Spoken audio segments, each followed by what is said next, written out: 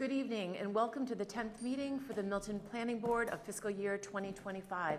At this time, I would like to now call the meeting to order and begin by introducing the members of the board and our staff. Cheryl Tagayas, Secretary. Maggie Oldfield, member. Jim Davis, member.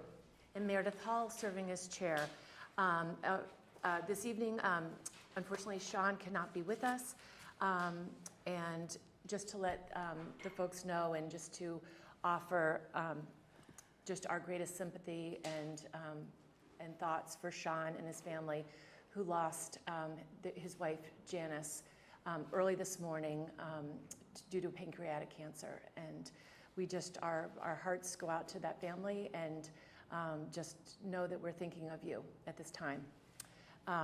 And now sort of introducing our staff. Meredith, Yes? I can't tell if you guys started the meeting, but we can't hear you on this side. Still muted.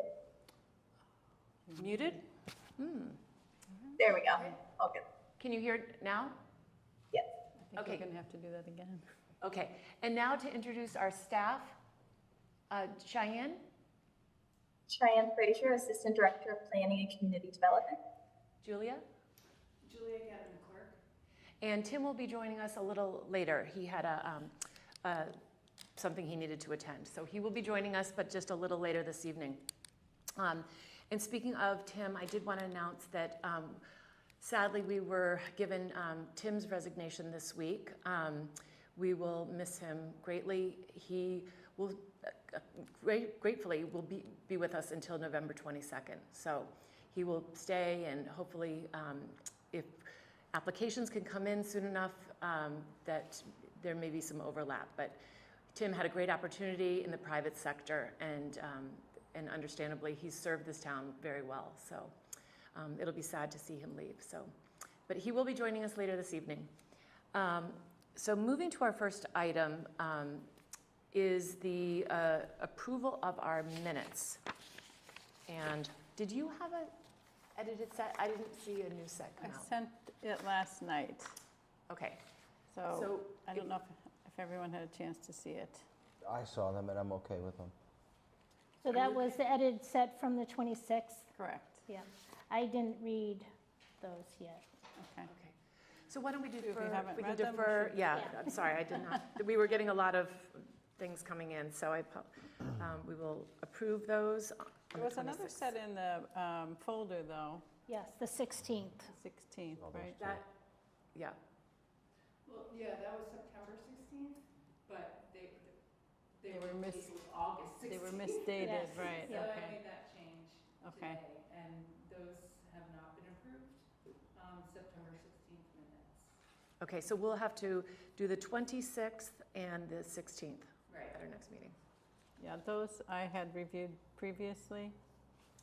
I was a little confused by that today, too, so I was looking back and forth, but I had reviewed those previously, so, Okay, and I had looked through them, but I just, okay.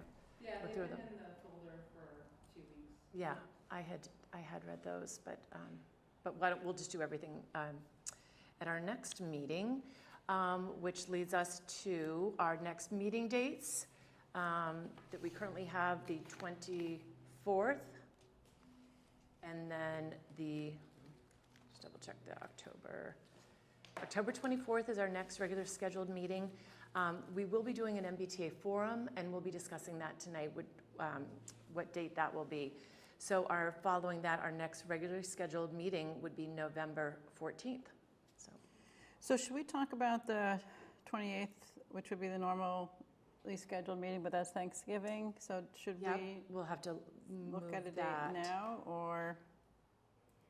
Yeah, we certainly can, or we can wait till Tim is here to ask Okay. him. Well, if his last day is November 22nd, right? Yeah, so we should do it. So I'm just wondering whether we should think about the 21st. Yeah. Just I think that's a good give suggestion. Cheyenne a little more time, and, Yeah, I and think that then- would be good. okay. Okay. So we'll suggest and ask Suggest then? if that Okay. works for folks. If we can, we'll do that on the 21st. I think that would be really nice. Okay, so we're going to move on since we don't have Tim yet. Oh, unless Cheyenne, do you have an update that you wanted to provide? Did Tim give you? No, he said he might have some updates when he gets here. Okay, perfect.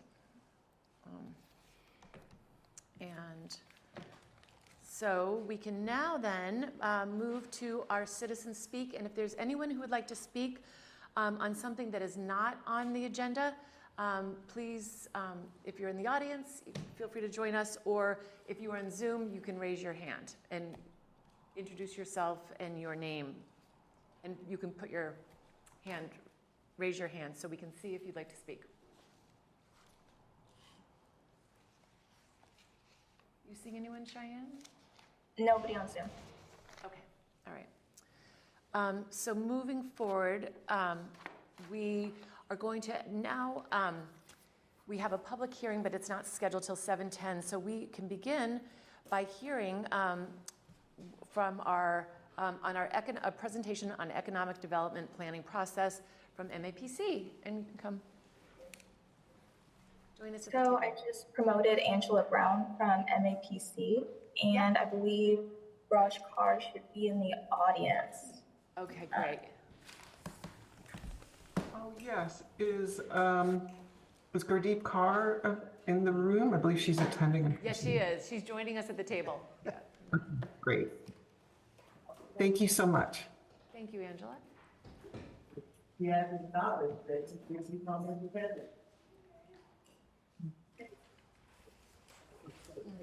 Sure. Oh, have you got it? Do you need to move? Do you need an extension cord? I have one.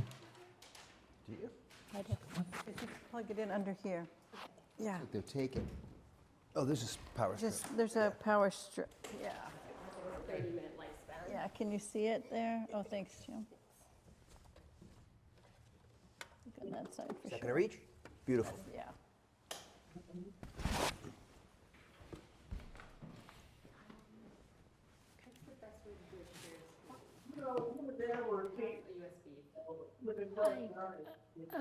So, let's see. Cheyenne, as the host, can you allow screen sharing? Yes.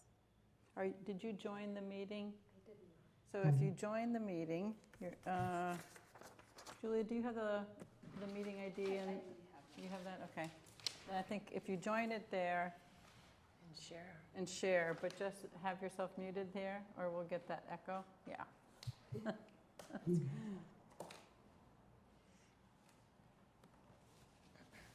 And I just want to say to the planning board, thank you so much for the opportunity to present some information primarily on the process and approach that we propose to undertake the economic development study for the town of Milton. And you are joined in person by, in the person of Senior Economic Development Planner Gurdeep Kaur, who's loading up the materials as we speak. So just wanted to say a word of thanks. Oh, thank you. Appreciate it. Can we ask her to introduce herself? Is that necessary? Well, when she's ready, I'll go, yeah. Is that sharing? Yeah, you're in webinar mode, yeah. So can you promote her, Cheyenne, as a co-host maybe? And then I think as a co-host or as a presenter. or Yeah, it's panelist. loading up. One of those terms.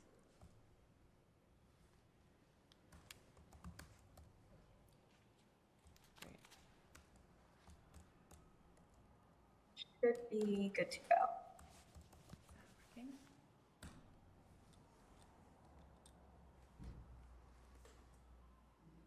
Technology is amazing. Find it yet? Okay, great. It is, looks like it is going to work. Good, good.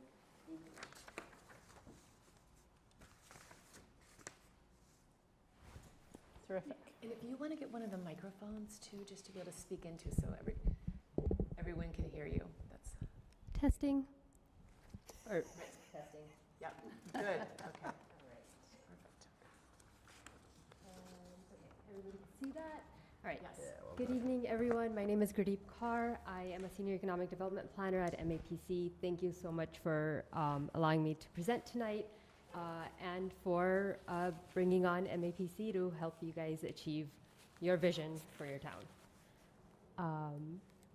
This is our general agenda. I'm hoping that this is less one-way presentation and more active discussion. Feel free to contribute whenever you feel like it. We can kick it off with some introductions. My team is made up of myself.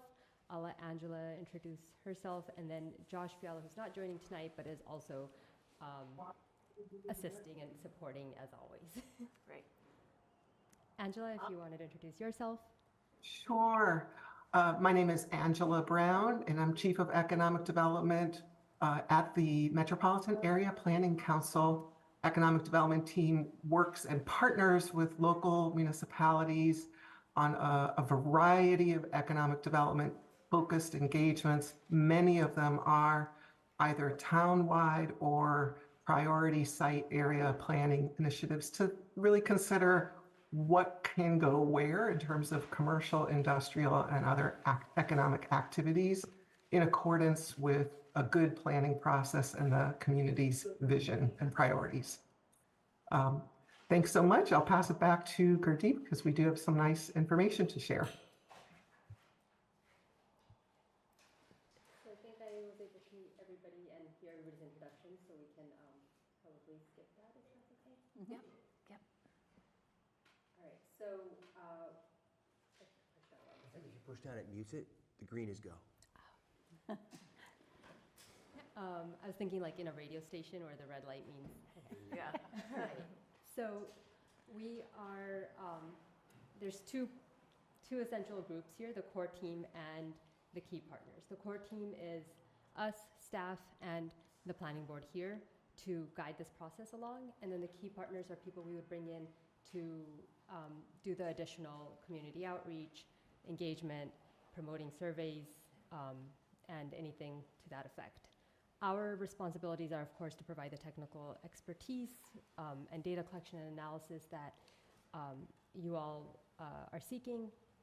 And we would like to work with you to coordinate an inclusive community engagement process. And eventually, we're going to leverage our findings to develop recommendations to propose to y'all and hopefully lead to an implementable plan for Milton.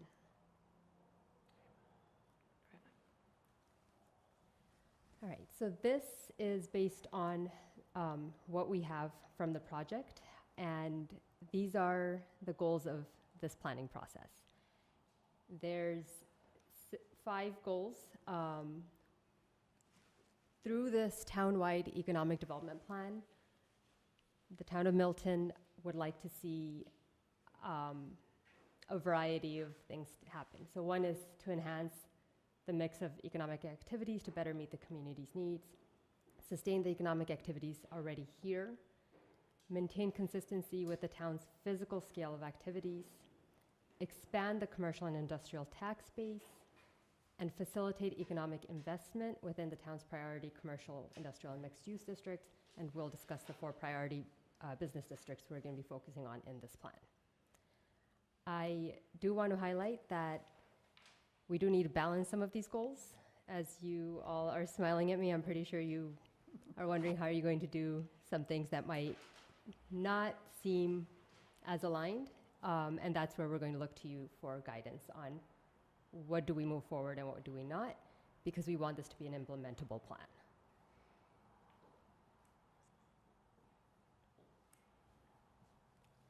The 4 geographic areas that we will be focusing on is the East Milton Square District, Milton Village, the Central Avenue Business District, and the Northern Granite Avenue Business District.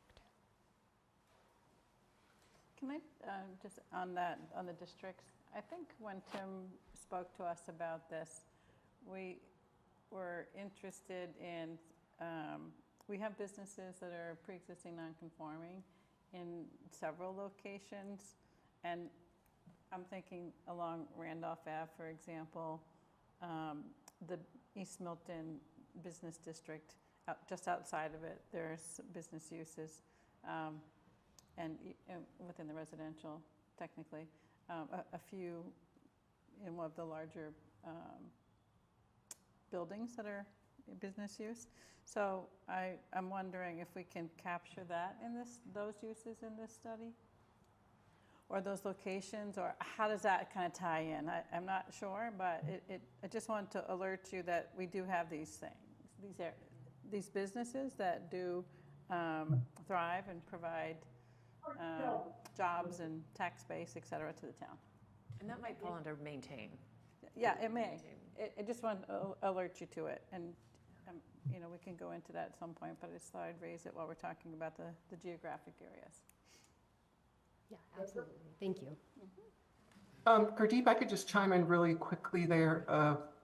Gurdeep has appropriately really lifted up the focus of this planning effort, which is really to think about the assets, the strengths, the trends as to these sort of concentrations of economic activity and what can happen there, maximize that. I think that the overall economic activity in the town will certainly show up in the data. So that will be a way to make sure that we're mindful of that and not oversaturating in one area or what have you. But I don't know that we're going down to any kind of parcel level of analysis in any of this planning. So I just want to give that caveat. Thank you.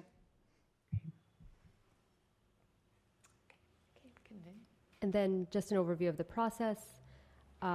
So like you mentioned, it would be first to identify the strengths, challenges, opportunities, and constraints. So I think nonconformities fall in that. Then moving on to understanding what the community's needs and priorities are. Having that really guide. The data can support a lot of good best practices, but it's really what the community wants to see happen. And gaining an understanding of that, will have an extensive community engagement process. And then we will compile this, of course, into recommendations for your review. This is an overall timeline. The process looks about a little bit over a year long. And then right now we're in that existing conditions. That's what we call like the current stage, and then shifting into the community engagement portion later in the winter.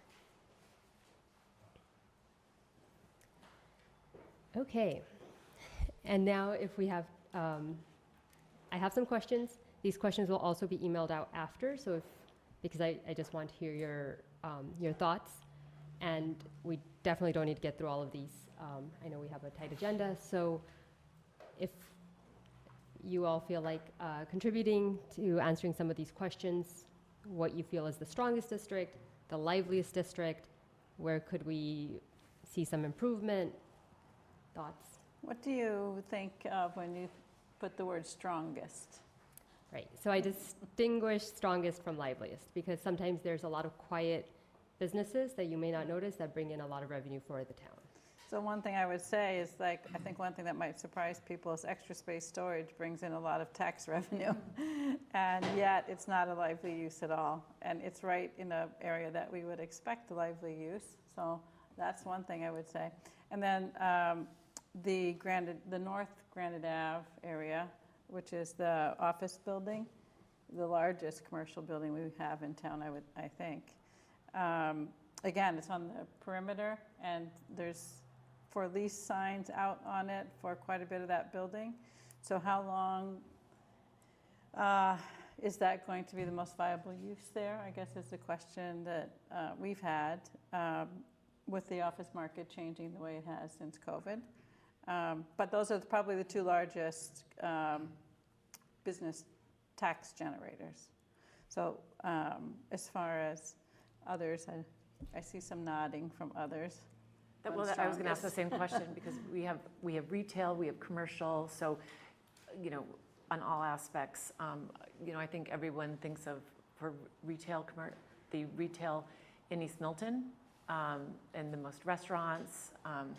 We actually have some folks here who are very much part of that community. But I think, and I would say that would be the liveliest, just with the circulation and all that goes on there with whether it's a health club that we have there, which drives a lot of energy and activity and so I would say It's the largest. the strongest and the liveliest, I would, It's the largest, which allows for the more variety in the types of businesses, I would say, right? I think there's opportunity in other districts like Central Ave and Lower Mills that's untapped. Central Ave Having is no already- one central business district, it has been something that's been talked about. Certainly even when we did a master plan almost 10 years ago now, that was talked about. And this area here is where most of the town services are near here or here. And yet there's no other uses here. So it's not like a lot of other towns which have sort of a downtown where all of these things sort of coexist. So we also have the agricultural. We have for as close to the city as we are, we have a lot of really strong businesses that sell we have several nurseries. nurseries. Yeah, Lots of landscapers. lots of landscapers, yep. So in terms of the liveliest, are you talking about like during the day, just foot traffic being lively? Or are you thinking like restaurants lively?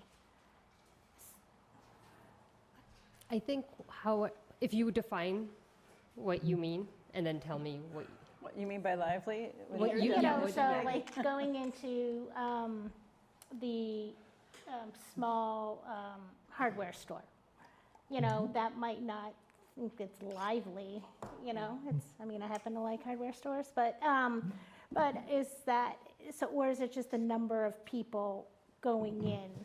I think, yeah, foot It's more traffic. foot traffic, a foot traffic count, not necessarily a party atmosphere.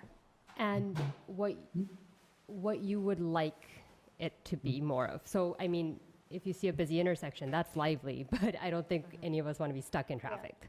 I think I've heard many people say that we have enough hair salons, nail salons, and real Dry estate cleaner. offices. And dry cleaners. That it would be nice to see more things where people can gather, sort of community kind of oriented, more retail oriented, I would say. That's something I think we've heard in planning. Right. Yeah, so so we have a initiatives. lot of nail salons, but there's a lot of foot traffic, you know, in each one. So, you know, is that way, that's what I'm trying to understand, is it just a foot traffic count? Yes, because if there are those existing thriving businesses with foot traffic, that could be somewhere we can co-locate more like, supplementary uses. So for example, for liveliness, I had a conversation with someone who works at the wine shop on Central Ave. And I don't remember how long ago the place opened up next door and their hours. Craft and Crew.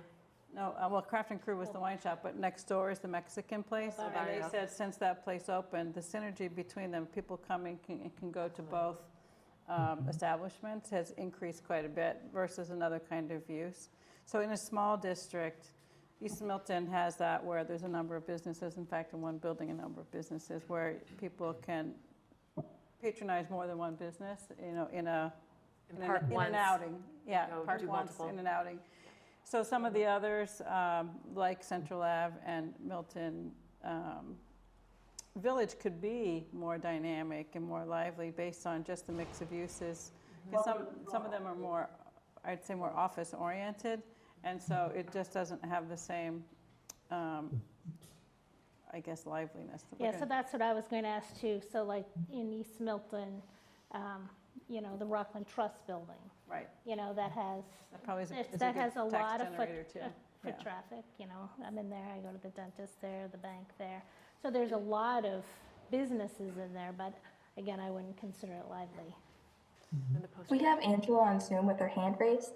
Oh, I was just going to suggest, and actually the last few comments, you have been embodying this, but as you're making comments, if you could attach that comment to, as you just did, the wine shop and the Mexican restaurant on Central Ave, or Milton Village with the bank, just so that I'm trying to keep some notes here. Yeah, so the one I mentioned at the beginning, the extra space storage is in Milton Village.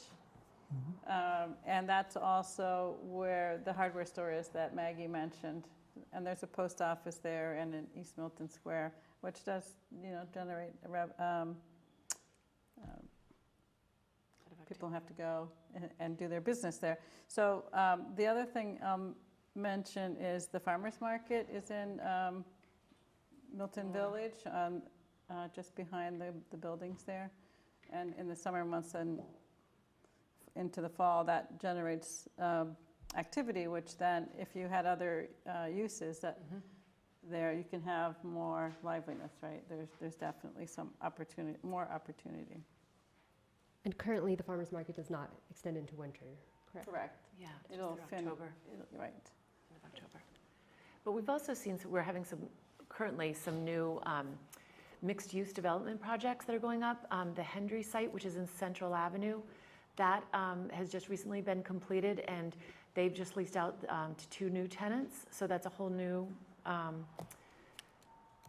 revenue source right there that we didn't previously have. And then 440 Granite, which is East Milton, that will have a first floor commercial, and that is under construction right now, and that will be built. So some of those will actually bring in some additional. So when we think about whether the districts their potential have been fully realized, my opinion is no. And it has to be carefully done in terms of how more activity can be added, because that gets you back to one of your questions on the challenges. Because I don't know how it was for you coming here, but we definitely have traffic challenges, particularly certain times of the day. Our location, next to Boston, makes it for commuters, but also just Milton residents. And then parking, we have very small lots with very small buildings for the most part, and each one of them is difficult to park for the need. And so we've had conversations about more shared parking, whether that's municipal parking or otherwise, but that's a challenge. I think businesses would say parking is a challenge. And then I think one of the things that I've heard is there's a question about whether our spending dollars, a lot of them in Milton, are going to other towns and not being, because there's just a lost opportunity, not having an opportunity of being able to spend it here.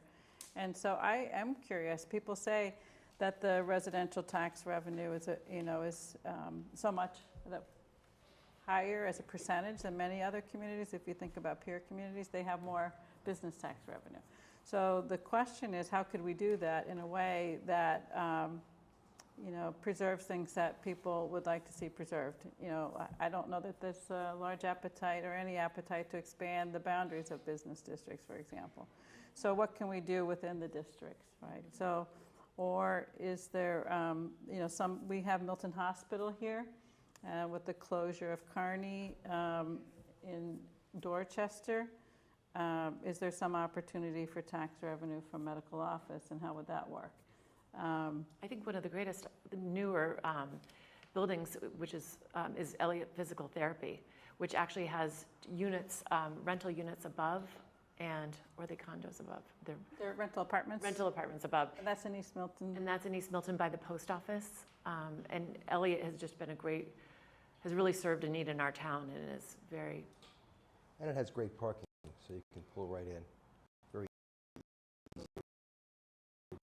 It's an easy destination spot. Yeah.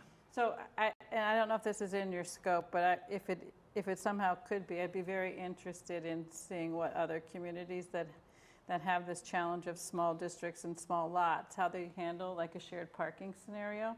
I think I was talking with someone in Belmont, and I think they were looking at something like that. So if you've got any data about that, that could be very interesting, I think.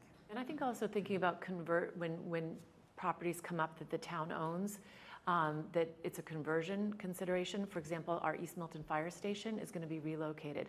That building is going to become available and would be a great opportunity for something that would be economically viable. That it's very limited in parking, but that's where the shared parking has to come but in. that is that's a new building that will be coming for sale or available at some point. So.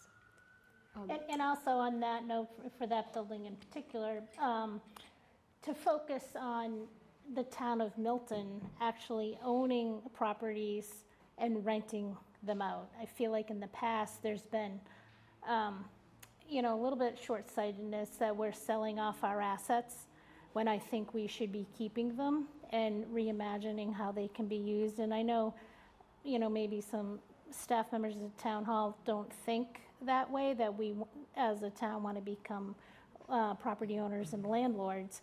But I think there's a great opportunity for that, and we should be actually having a plan to acquire more land when properties come up for sale and not be quick to dispose of it.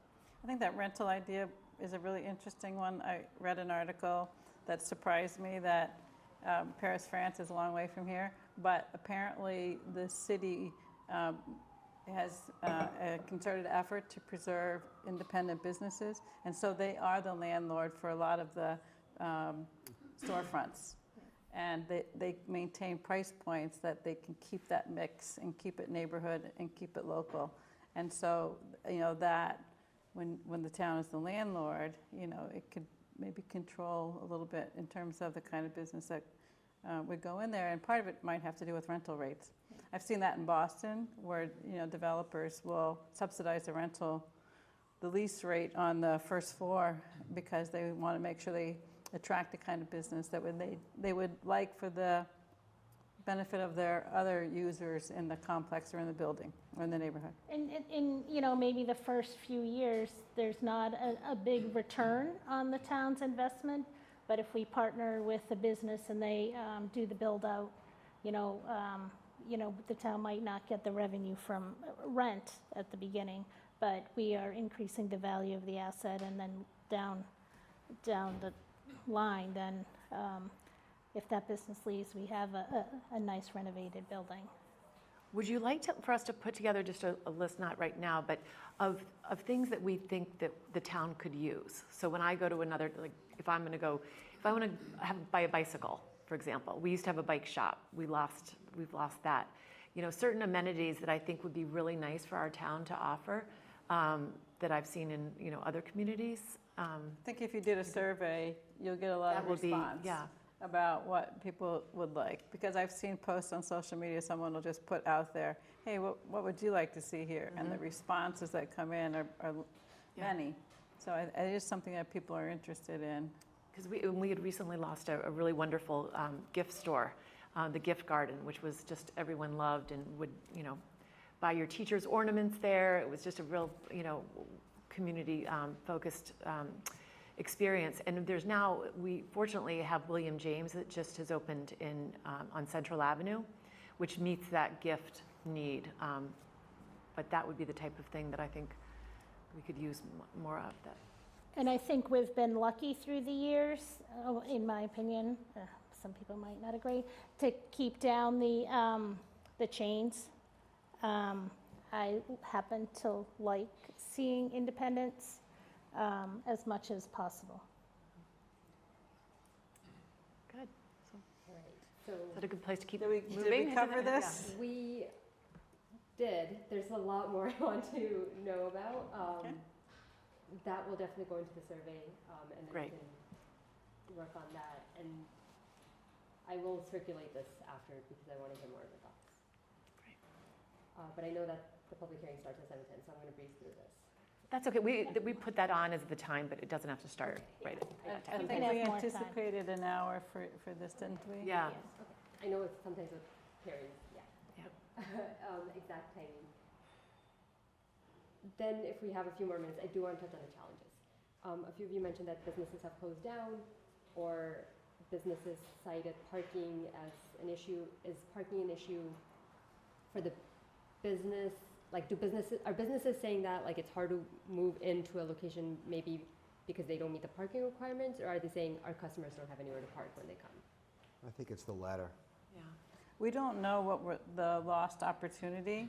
We do have a landlord in Lower Mills who owns several properties, and he has been in the market to lease space, and he has been getting feedback. So I think having a conversation from him about what potential tenants are looking for and why maybe some don't locate here, like what we don't have that they would need. I think that could be really useful. All right, and that will And then the also- Chamber of Commerce may have some thoughts for you on that as well in terms of challenges that the businesses find. Yeah, the chamber, I think primarily though focuses on East Milton. You know, I am a member, but I don't really attend because they're not focused on businesses outside of East Milton Square, which is a bit unfortunate. Yeah, so that gets me to the point of there are only a few property owners in some of these areas, like Central Ave and Milton Village, so it might be easy enough to talk to a few of those property owners. And then, you know, your business, like I said earlier, outside of the business district, so having some way to sort of capture feedback from those businesses as well, I think would be helpful. The landscape businesses are all outside of the business district. And we plan to, I'll go through the community engagement strategy. We plan to have focus groups. And Okay. I'll definitely invite recommendations of who you think we should be talking to. I did want to ask about challenges. If we could just go around very briefly to talk about what you think are the challenges that you want this plan to address.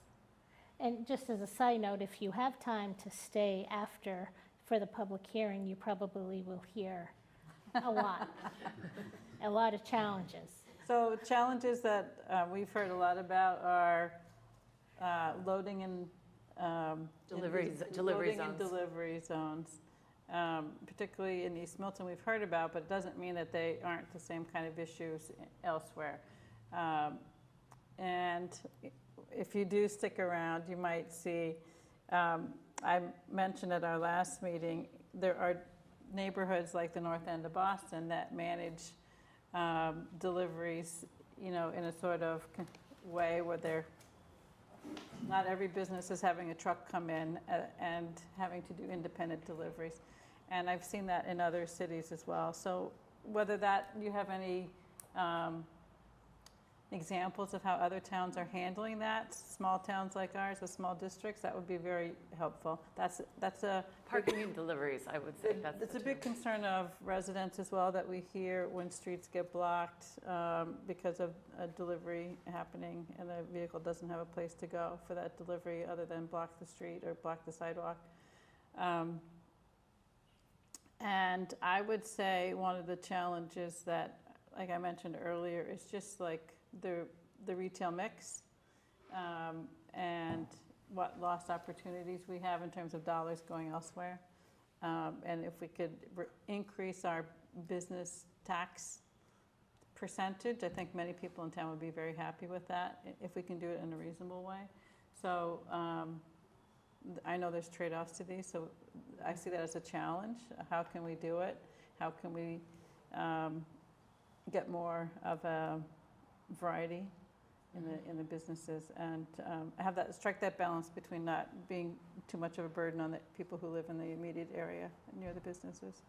And one of the things also that we're hearing is a lot of people feel like the businesses are concentrated in those districts that you've talked about heavily in East Milton, but there's a lot of people who live further on the west side who really felt like they would love a coffee shops. You know, they would love a little market to pick things up.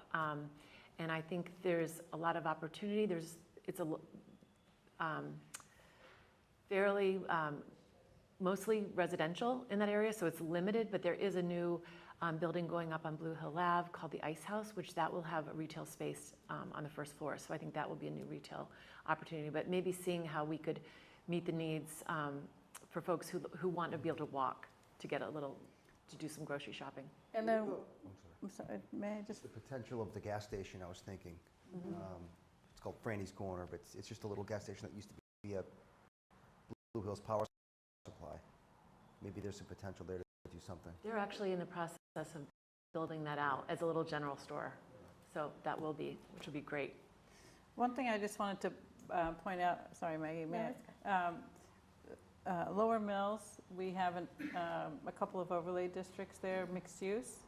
And we've been working on one with your colleagues and with Josh, as you know, probably for East Milton Square. So if you have any thoughts about, businesses in a mixed-use district like that, and how that's working in other communities, I think that would be helpful just as, for us, for our education and for residents as well.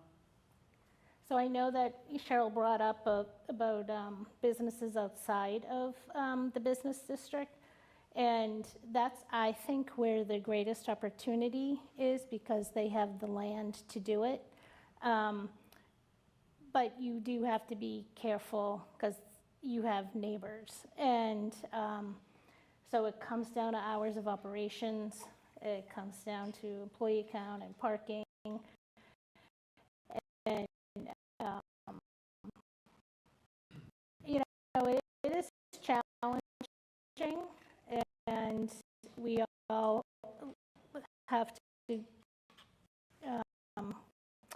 live by special permits. Facts are there, and not just a 5 or 10 foot setback. I have a 30-foot setback on most of my property, which then I can't use it. So then I'm giving up 30 feet of unusable space. Which is basically your showroom. Which is, it's a lot. And then you have to still pay. 2 points.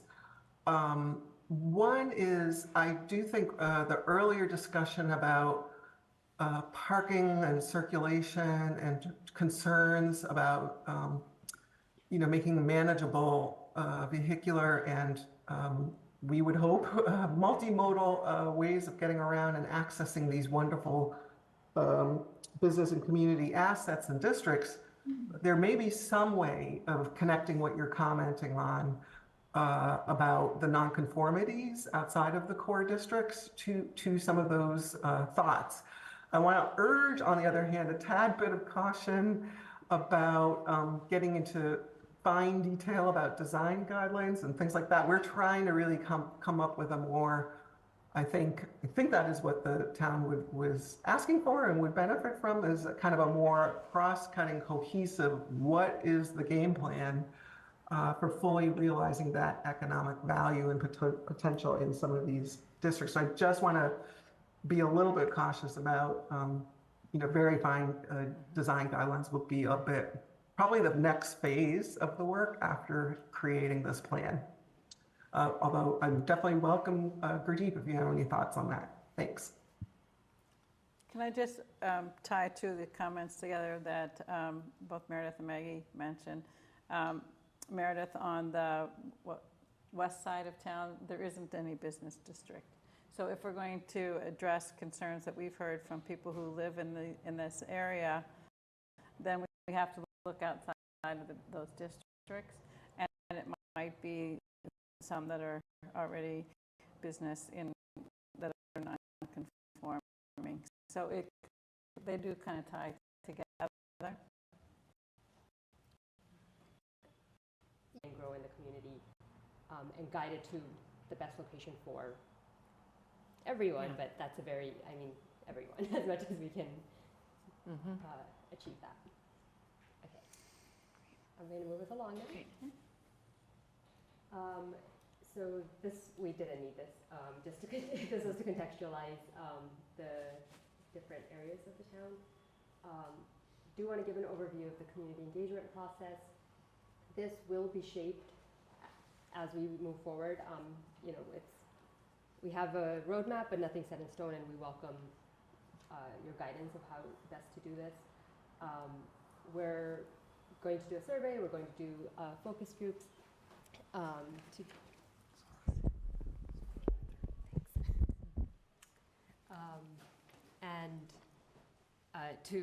to have that targeted outreach as expansive as we can. And then we do want to highlight that MAPC is a mission-driven organization. We are committed to racial equity, diversity, and inclusion. This is in our statement. It's in all of our scopes. We only partner with partners who will sign on to this. So we want to have an inclusive outreach process, and that means different things in different communities. It means supporting local small businesses and giving opportunity to everyone to enhance their circumstances. Okay, I don't know if we want to get into this because I know we're coming up on time, but I will send this out and invite your feedback. As we look towards that community outreach process, we welcome you to let us know which real estate professionals, which business owners, which property owners we should be talking with. Perhaps someone's been sitting on a lot for a couple of decades and we're trying to figure out what's stopping them from developing. And what community organizations or individuals you think we should talk to. We want to make sure we reach out to them, that we are accessible to them, that they don't need to come find us. Okay. So on that community engagement, were you planning to do a survey? Yes. Okay, and were you planning to do a forum where people can come, whether it's a presentation or at least something for them to understand what this plan means or will? Yes. Okay.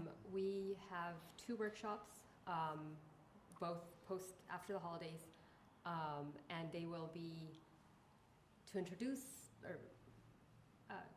the project at that point, and then also once we start coming up with recommendations that are vetted by the planning board, and to get feedback there of what they think. Okay. Sounds good. Great. I'm just thinking, so I'm going to take the conversation way backwards. When you talked about businesses where they're not, so I'm a general contractor and I operate out of my house. I have my truck in the driveway, I've got my tools in the garage. I mean, there are a lot of plumbers, electricians, painters doing the same thing. I know it's not going to bring retail and sort of merchant activity, but if there was a way to offer a guy like me the opportunity to run my business out of my house, I'd be willing to pay a few more dollars tax-wise. I don't know if I'm opening up a can of worms here or not, but it just seems like... No, but they don't allow employees, so that's... It's if you're an accountant or a lawyer.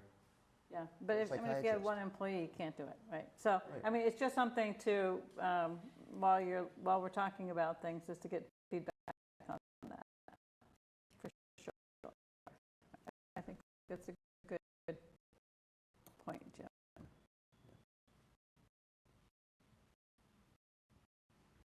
There was a way to get around that didn't impact the neighborhood, but somehow generated tax revenue for the town. I think that'd be a win. I just don't know how to... And the Pepsi plant might be something else. We decided it's a parking lot for trucks. Are probably not allowed at the moment. Yeah, I don't think you can have... There used to be patients. doctor's offices out of homes. But that was, They probably operate under some special permit. yeah, Marion might know. that was, Yes, that's how it happened? Yeah. the doctor. Yeah. Yeah, Mary, I know you could contribute a great deal. This is one person you should interview. At Here, one yeah. time, there were quite a few doctor's offices in Right. homes, and it's a little murky how they were permitted. Maybe they were just allowed, maybe they were special permit. I think probably medical practice has changed a lot too. So, but I still think there might be some doctors who would want to do it, so. And it might be going back. Yeah, I mean, With all the craziness I in the think hospital I remember world. when he came with his little bag and Yeah. Yeah. gave us our shot, so, anyway. Thank you. And that's Marion McKettrick, if you're taking notes. Angela, also. Still there. Yes, thank you. Okay. That was Want me to great, unplug you? thank you. Oh, yeah. Now, we do have 710, at 710 10 Bassett Street. Would you, there's a very quick thing, the A&R, if they can go, because I think that would be very brief, and then we could have plenty of time, if that's, okay. Right, so is that okay with the board if we do that? If we move up the modification to 1459 Brush Hill Road, A&R, and Marion, if you would like to join us and sort of explain what's happening. Yes. Thank you.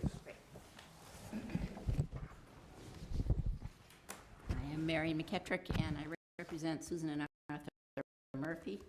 The reason we're back here tonight is because of a small labeling change in the A&R plan that you approved last March. We're still before the Canton Planning Board. I don't know what the outcome of that will be, but the purpose of this meeting is just to ask you if you would approve the change with no other changes having been made to the plan. So I have 2 large copies here, which you might like to take a peek at, but what you're looking at now that's different is that the right-of-way is simply, you can see the frontage for each lot. There's no label on it. The surveyor originally felt it was so confusing because he wanted to put labels on it because when the Scheller family, on the other side here of Avenue A, which is a right-of-way off Brush Hill Road, when the Scheller family, why don't you take those copies? When they You guys want to look conveyed at that? I can see Marion's. several lots to DCR as a gift, and that's this lot here, and there's a lot up here. DCR did not want title to the Canton Planning Board. Their consulting engineer said he didn't like those labels. He'd never seen that done before. I thought it was a good idea to change them, but of course, you had approved the plan. So now I have to bring it back to you and ask you again if you as a board are willing to approve this A&R plan with this change. So there's the other big sheet for you to look at. And it doesn't involve any like square footage adjustments or anything, or No land? changes of anything like that. In fact, there were more notes about square footage in the original plan. Again, it was kind of confusing because there were so many little bits of lots. They look like lots in the right-of-way, but they aren't lots. So, just my opinion. I'm not a surveyor. I'm not an engineer. So, but because the engineer had requested it, You got it? we made the change, and that's what you see before you. Okay. So that was for the town of Canton. Okay. Any questions from I'm good with it. other members?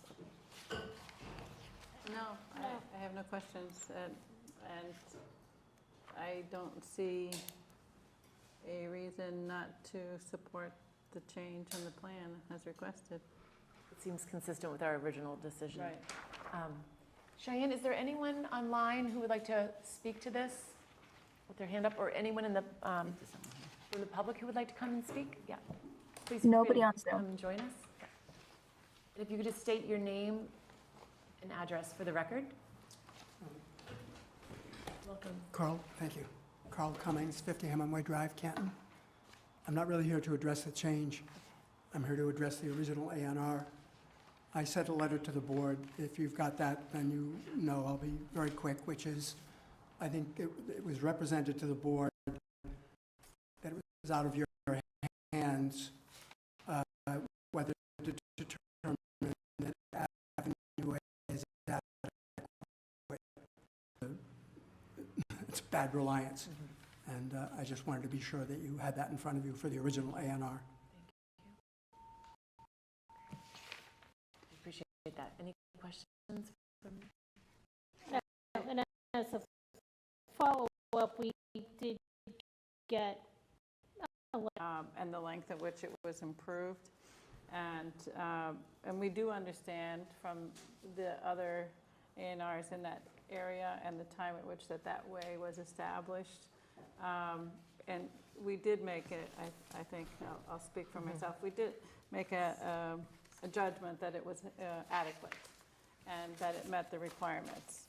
And so it wasn't purely one item that we relied upon, to make our decision on that. So I think the rest of you agree And I with think that. I think Milton's criteria is slightly different from Canton, so I don't know what Canton's decision will be. I know it has to do with length of roadway, some other issues that may arise. But I think we did all go and see tremendous improvement because I knew, very familiar with that area and knew the roadway before the work was done. And I would not have said that it was adequate at that point. I have my own opinion on adequacy, but I think Yeah. we can all agree the statute doesn't say anything about my opinion. It doesn't really care what I think. It does care about your opinion and then the approval. That's for you, and I'm sorry that I didn't have enough time to mail it to you, so I was hoping to see you tonight. Thank you. So Marion, how would you like this motion to be made? I think it would simply similar to your original motion, which is a motion to approve the A&R plan dated with the correct date, because this is an updated plan. And I do want to add, because this issue came up about the case, one of the things that happens to me is that I've dealt with a number of properties in this area, and I've been before the planning board a number of times, and I have discussed that particular Piper case. Is that the reference? I don't have it in front of me anyway.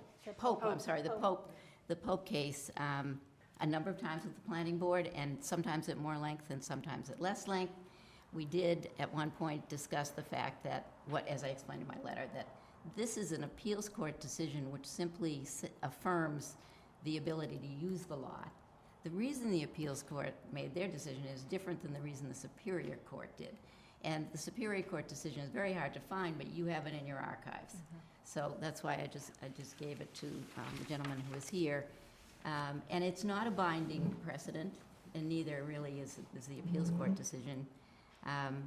But the Superior Court decision discusses the criteria for finding a way adequate, and went through the things that you look at and you're looking at today, and found that that part of Avenue A, in the opinion of that judge, was adequate. So that's the reason it was offered to the planning board.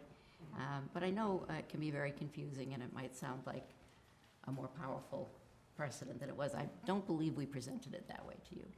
Anyway, that's clarification for everybody.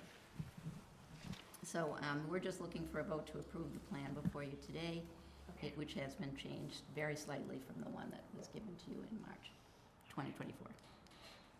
So, sure, I will make a motion to authorize the Director of Planning and Community Development to endorse the proposed division of land for 1439 Brush Hill Road as not requiring subdivision approval. Do you need to authorize the town planner to sign the plan? You said that. I think you did Did you authorize say Tim Did you say to, that? Okay. and authorized him to sign it. Yes, thank you.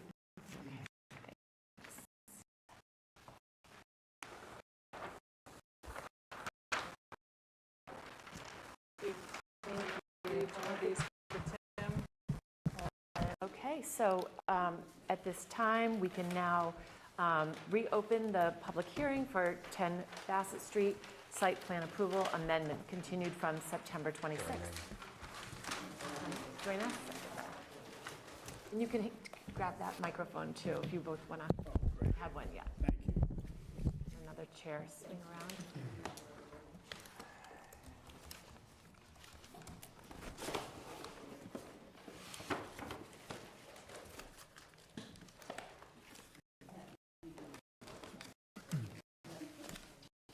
We also have Mr. Magnosa on Zoom if you'd like me to promote him.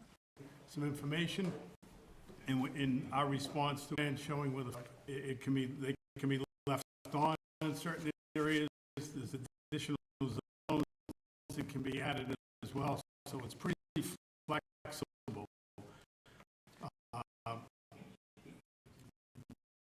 The next area was the questions about the site plan. We have given keg storage area, delivery areas, and all dedicated parking areas for specific uses. So we did that as much as we could on the plan. I noticed that there was some thing on parking space at the bottom of the stairs to make ingress and egress more generous. My client's thought about that. I think he's had some communications with some of the members, and he would prefer that the 6-foot area at the base of the stairway be extended for another 3 feet. That I sent in, and they did say that it was permissible as long as it was done cleanly and making sure that there were no rodents and things like that that might get in the area. The next Is that trash or just? time frame of 8 o'clock in the morning to 6 o'clock at night, and it varies. I've previously provided truck sizes as best I can, which is 16 to 37 feet sent in, and it's kind of in layman's terms as to how it works. And based upon the recommendation of the kitchen consultant, Ed Smith, who's the kitchen consultant for vans, that the airmate system will work much better in the end. In terms of, and I'm certainly willing to answer any questions about those issues, but I can move on to the next item if you'd like. Can I just ask on the, Piggybacking on that, when they come out and look at it, and I'm sure they're going to tell you this, but if the air made filters 1,000 CFM per minute and your fan is moving 1,500, it's not going to meet its intended purpose. Just make sure everything is sized to handle. Heavy duty, I guess you could say. Very reasonable. Thank you. If I may, so another question was asked about the parking. If we shut down the parking in the back area there, would only have 102 spaces left, 102 space slot from 8 p.m. to closing. So my response to that was, if I estimate that there were employees of, say, 10 employees of, say, 10 to 52 spaces, 2 people for every parking space, and that would require a total of 50 parking spaces. So now we have maximum parking spaces. It doesn't, but I would estimate that CVS, particularly at night, there's not that many customers there. You might be talking about another 5 or 6 spaces at the most, and it's certainly, it's in flux, I think. It changes from moment to moment. Sound right? Yeah, I don't know why. particularly about, what is that? The 8 spaces up against the one property. Plenty of our own parking, even if we eliminate these spots as far as being options for customers. So how many are you pointing to there, So Mike? I could hint this,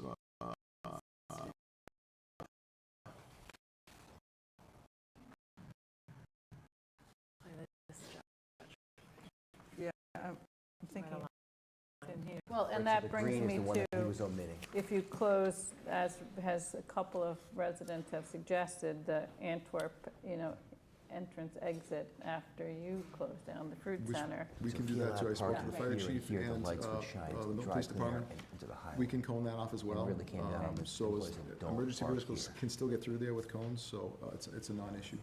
Okay, so if you could ask those officials to send us an email, or Yeah. you an email I actually have an confirming email that? Oh, you do? from the Okay, fire great. chief that I forgot to forward to him, but I could forward to you guys. Okay, that's great. Did you have a question? Yes, so I went through all of your permits, and it is interesting, because back in 1982, one of the conditions was to have your trash collected in internal storage containers. Hey. So, What do you- so that was allowed. So, so I thought that was kind of interesting. And I also found it interesting that they allowed your employees to come an hour before opening and remain an hour after closing. So I think that was sort of one of my concerns, is when really is the first person going to be there to the last? And back in 1982, they contemplated that and allowed for that. So I thought that was pretty interesting. So in, you know, most of your permits were just the expansion of hours. You know, it was really kind of confusing because you had the meat market, the fish market, they all had different hours of operations, and I think eventually it became more streamlined, and I think that was good for everybody. And at one point, the second floor wasn't even allowed to be open on Sundays, so I think that was, you know, available for all shoppers in the square. Correct. And especially they called out Fitness Unlimited for particular hours between 5:30 and 9 and a.m. and then 7 and 9 p.m. We have 102 parking spots available. My question is, how are you going to monitor the 1 hour parking restaurant? So, write down license plates, times, et cetera. Patrol the lot, and then when a car's been there for, you know, multiple hours, they might get one of our tickets. And if they're not gone after 4 hours, we'll consider towing. We don't like to tow, but we will do it if someone's been there for an extraordinarily long period of time. So there is a grace period there. We right to expel a car from the parking lot, which we don't do after an hour. Okay. So if you have at your restaurant, like even the former restaurants that were there, which there were actually many prior to the plate. Right. Those customers of the restaurant will be able to restaurant and close at 9 p.m. Monday through Saturday, and Sunday 6:30, but stop to start prior to opening. But going through all these permits, I mean, it was really interesting, you know, and educational, and I enjoyed seeing a lot of like no baking, and the pharmacy can only sell beauty and health. I, again, have been through this process, and I have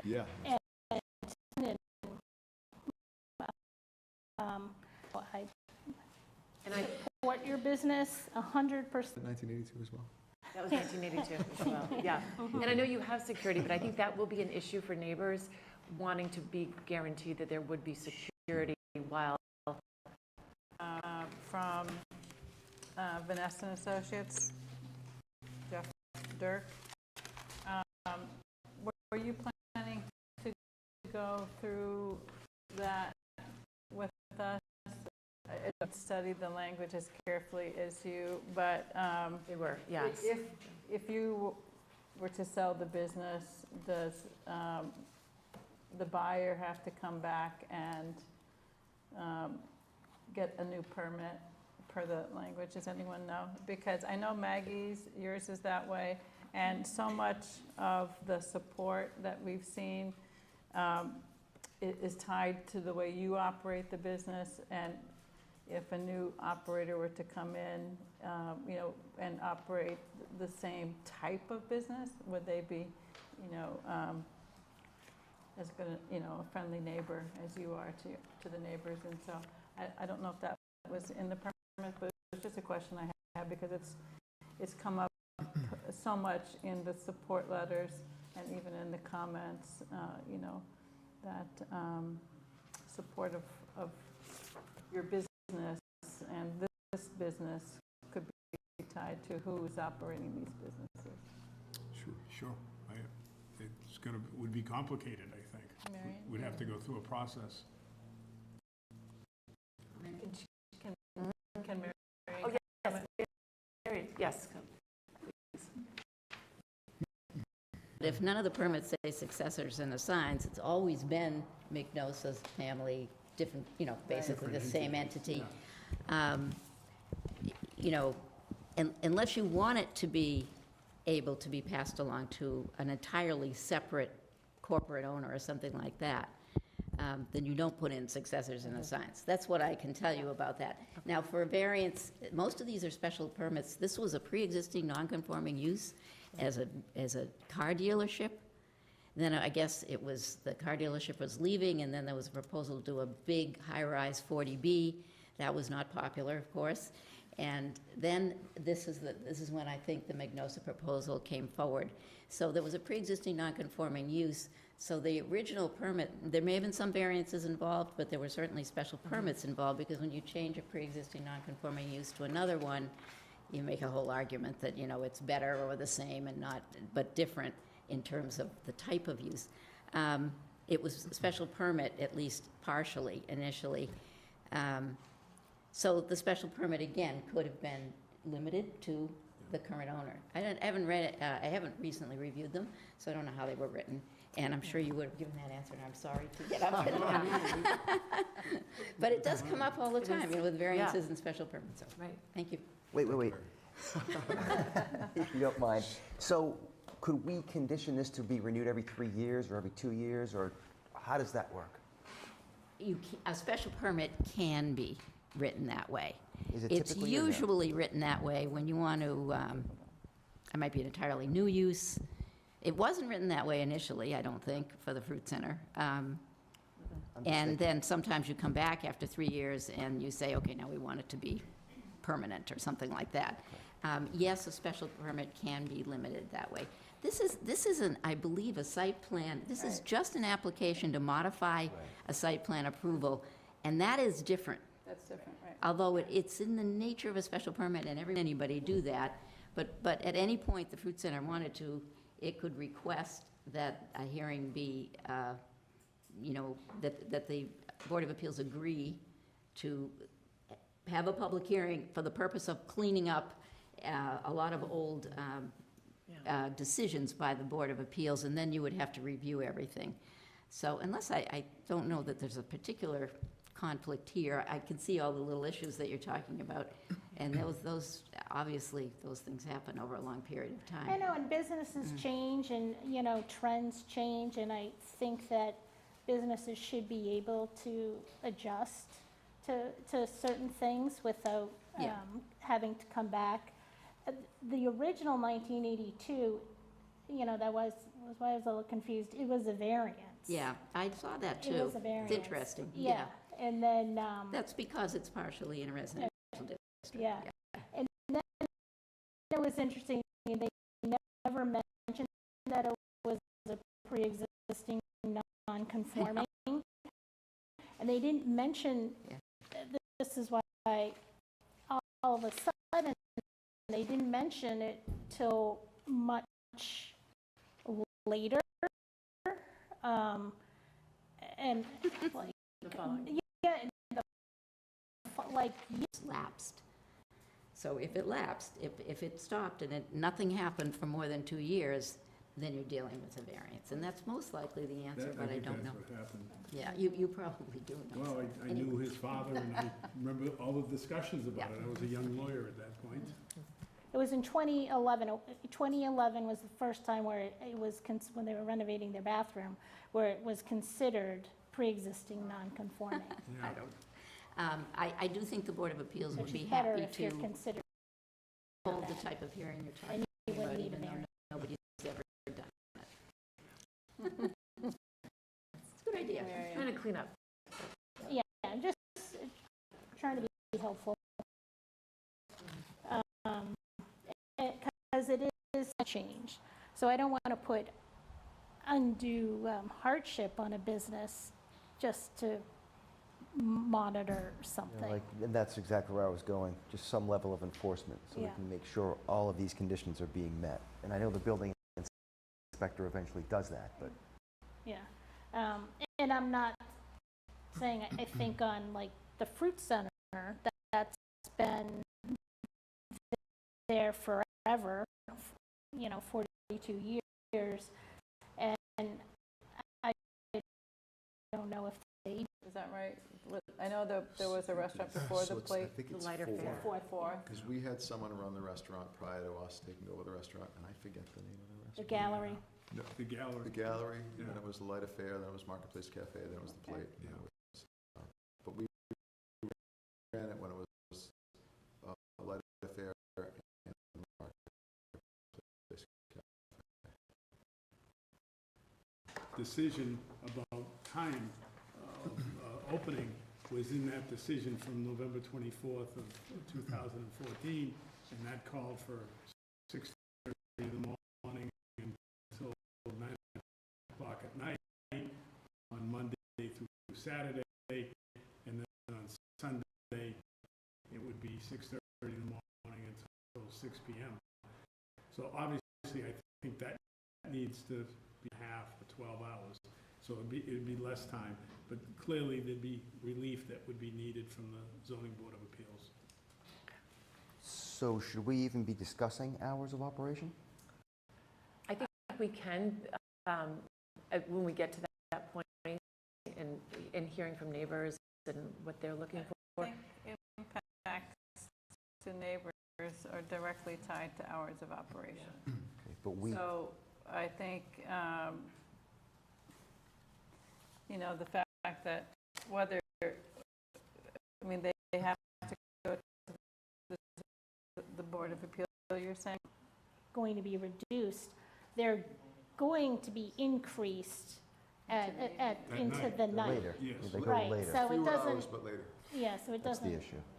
I don't think it necessarily matters that the overall hours are reduced. It's the impact of those hours are Yes. being increased. The real impact is, I feel the real impact is people leaving at night, going down those stairs at 10 o'clock or, Sure. just feeling a little lively. Yeah. And maybe making a little more noise than they normally would. Getting into their car, starting a car when the parking lot's quiet, driving away. Not in the winter, it's not that big of a deal, but in the summertime, when people are in their backyards, that's what I'm struggling with. I think you're going to handle the loading dock and the vendors and everything else. I think you're going to do great. I'm just having a hard time with the impact on the neighbors. That's what I'm working through. Not looking for an answer right now, but that's what I'm struggling with. No, it's understandable, and I know that the family would do all that they could to protect the neighbors, and Of course. we want to do that, to shut down that back parking lot, to shut the lights off, to do whatever we can do to help them, to maybe the Antwerp Street thing, working on that so that people can't, take a right-hand turn onto that street. So whatever can be done to help the neighbors, my client wants to do it. Okay. I was also asked to do an employee count per shift. I think Margaret had requested that. So I've submitted that. It talks about how many people on the average would be working in the stores upstairs and how many people would be working in the market in the morning or in the afternoon. And then we asked Mr. Welch to give us an idea of what he would require for employees, and I've listed all that, so it would give you an idea if you needed to know how many people are going to be in the building at any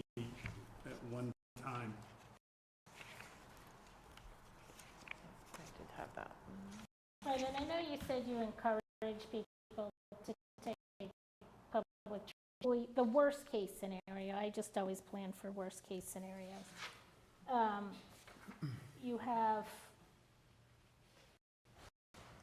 like 79 employees between, so you take the 5 employees from the upstairs, the 2, maybe that would be 50. Call it 15, but you're also not accounting for CVS in here, right? Actually, you know what? I forgot CVS, and I realized that Yeah. earlier today. It's all right. So, It's all right. it's probably, my guesstimate on CVS is usually 3 people from the pharmacy-ish. There's probably maybe 8. 25. Yeah. Still leave you 115 for the rest of the businesses numbers, but I do think that the I think that's going to be a tremendous impact to the whole entire area, which speaking of that, I asked about that last meeting, and Lot will not be available. that's why I'm Yeah. excluding Yeah, municipal yeah, lot yeah. in this completely. And then they're going to, because it's allowed, they're going to go into your lot.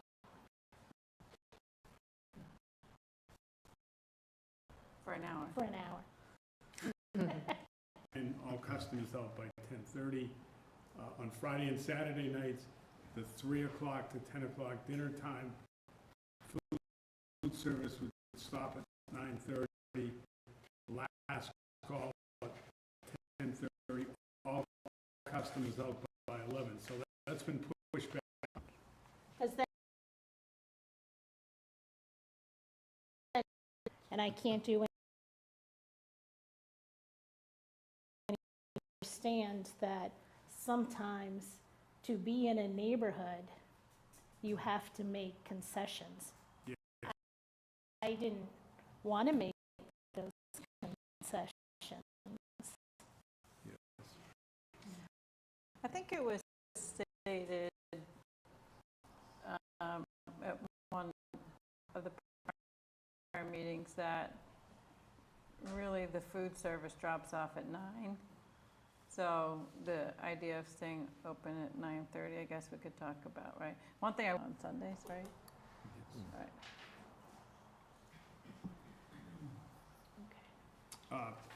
Also, we had discussed some other things, like a list of the hours of operation for the restaurants in East Milton Square.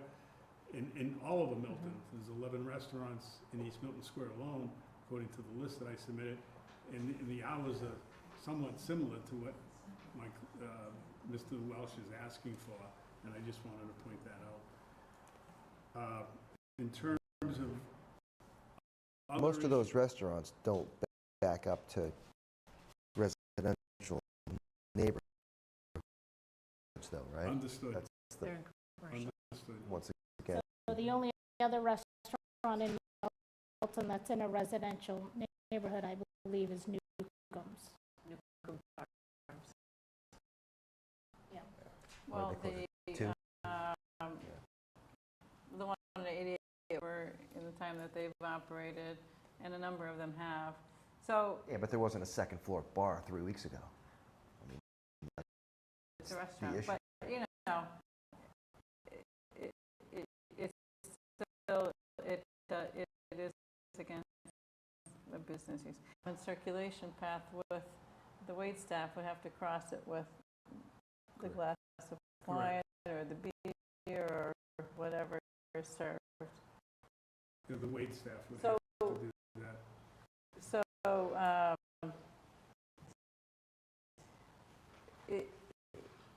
it is something I think that people express concern about. So whether, when you say 2 users, right? or the whole bar on the other side. So if you switch, right now the bar is over the roof and it's got the accordion windows I know noise is a concern. So when we were at the event the other night, when we hosted the neighbors on Tuesday night, what I did notice, because now I'm conscious of it, is when I opened, it was really loud. It was actually a really busy night in Abbey Park. When I left Abbey Park and the door closed behind me, I really couldn't, the place. But I think while it's in operation and open and it's a restaurant and the windows are closed, I don't see noise being that too much of an issue. But when they come home at 2 o'clock in the morning, 3 o'clock in the morning, and my window is open and a carload of kids are dropping off, they wake me up and I can't hear. Wild and craziness is minimized pretty dramatically. But isn't that that is actually reality now at their cars? That I think is the reality that the neighbors in East Milton are dealing with now. And I haven't heard that complaint. I've heard a lot about deliveries and traffic and parking and Needed to Uber, pick up and drop off, so that it can be kind of, I guess, known and concentrated area.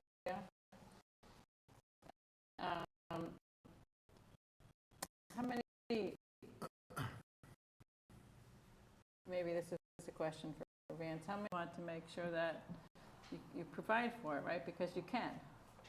Yeah, and I think we discussed this a little bit too. I think the challenge is, how do you get the Uber Eats drivers to park in the spots that you designate for them? Because how are they going to know that they're there? And also, too, when you go back to what the plate did in Uber Eats, my guess is that they did a lot more than this restaurant's going to do. And as far as that goes. Okay. I actually agree with that because they're not blocking the street. If anything, they would pull up. There's not the parking in barrier the handicap spots. Yeah, in they'll front of park No. access.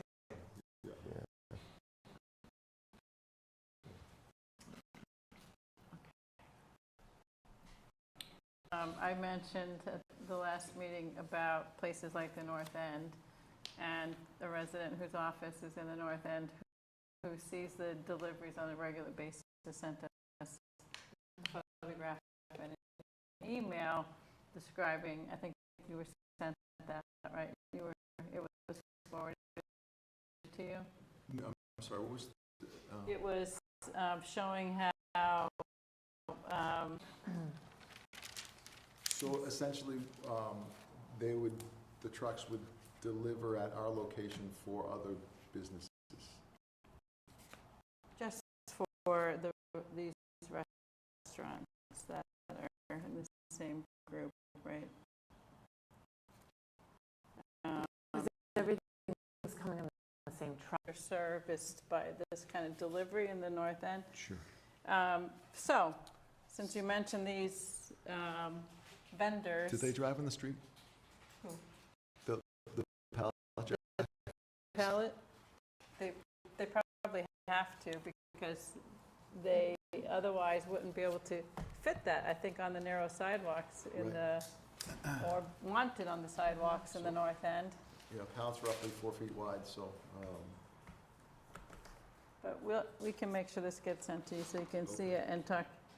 I still would like to see some follow-up with the vendors on that, because it could make up that alley, right? And then, I don't know, maybe it's up down Bassett and up Church, but, I happened to pass through the North End today, probably late morning, and, not North End, East Milton, this late morning, and saw the couple of trucks on Church Street, one blocking, the sidewalk and one blocking the street. And if you could have a pallet coming up there instead of trucks like that, I believe they were delivering to Abbey Park. So that's, So I think maybe not everyone took me seriously last week So I- about that. Our last meeting about that. I think I had a hard time wrapping my head around what the. But You I, get it now after looking at it. because it's in the site plan approval that Abbey Park and Novara. Before, Okay. you know, Yep. Novara came along. And there was supposed to be a plan developed for delivery zones. On for- Adams Street specifically, it said. Well, that was up to the town, you know, the, supposed to be, Adams Street is an obvious location because, you know, you have Dunkin' Donuts across the street, you have the 2 restaurants, and you have, I'm sorry, 3 restaurants, 4 restaurants, 5, I don't know how many, but there's a bunch along Adams Street. So town was supposed, that's what the town was supposed to do. And from one year to the next, they can change the loading zones if it's not working out.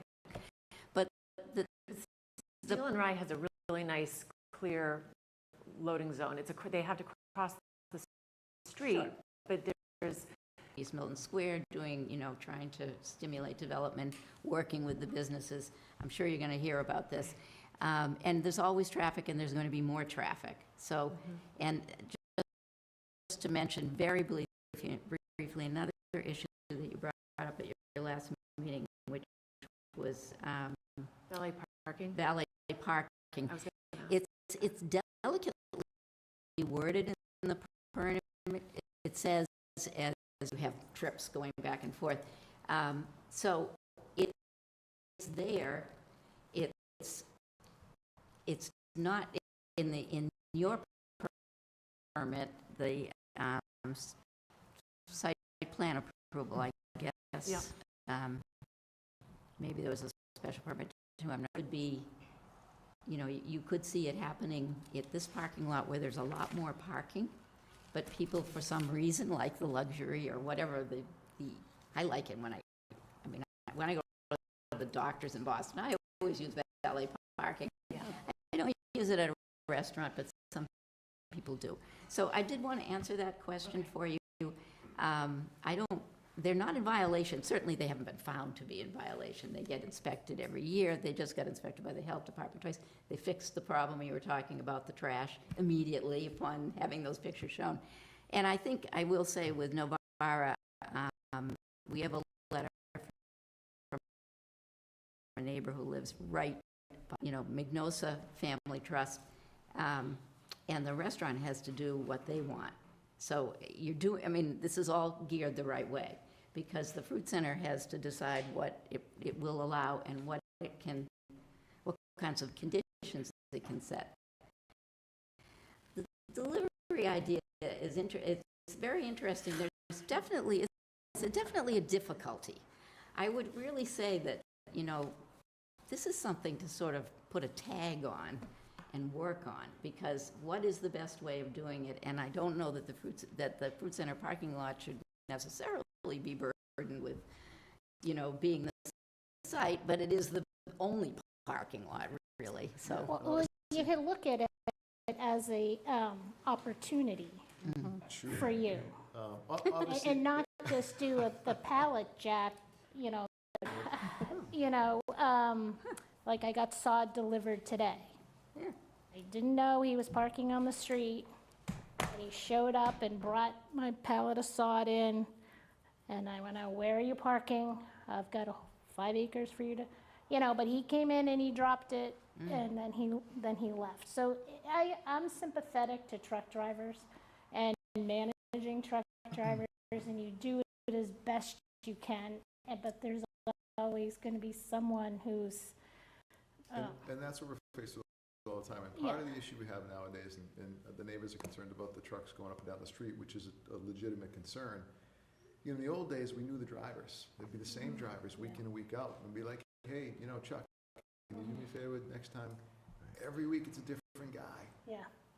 Sometimes they don't even speak English.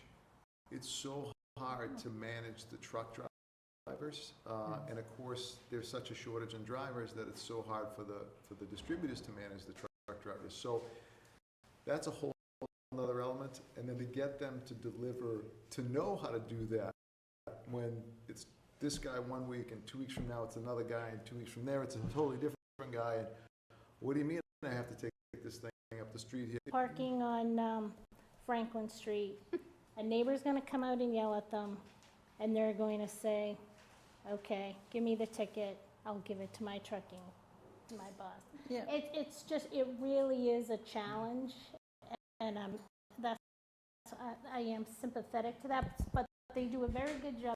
The Fruit Center does a very good job managing the hours of, and I think that's what we can. And that's what I have a question on, the hours, because the Friday night after we met, the last planning board meeting on Thursday, at 9 p.m. somebody sent a picture of a delivery to Abbey Park at 9 p.m. parked the wrong way, going with the reverse, on the opposite, on the Abbey Park side. So if they get deliveries at 9 p.m., how do you control that? Well, We don't get to yeah, this is the Fruit Center controlling when the deliveries But if come. you're not there, you're closed, Well, and if that there's, would've happened- and Vance has somebody coming at 9 p.m., how do you control that? So we may not be able to control that at the moment, but certainly moving forward, like any other issue that comes up. If an issue happens, or there's a problem, and someone gets out of line, or someone does something they're not supposed to do, you address that and make sure it doesn't happen again, essentially. And that would be our job to manage that. Okay, because it's not being, there's, Yeah, well, I do think there's a especially difference. parking on the sidewalks And not in to one put way. down, I think they're doing the best they can, Abbey Park, Novara, all those other restaurants.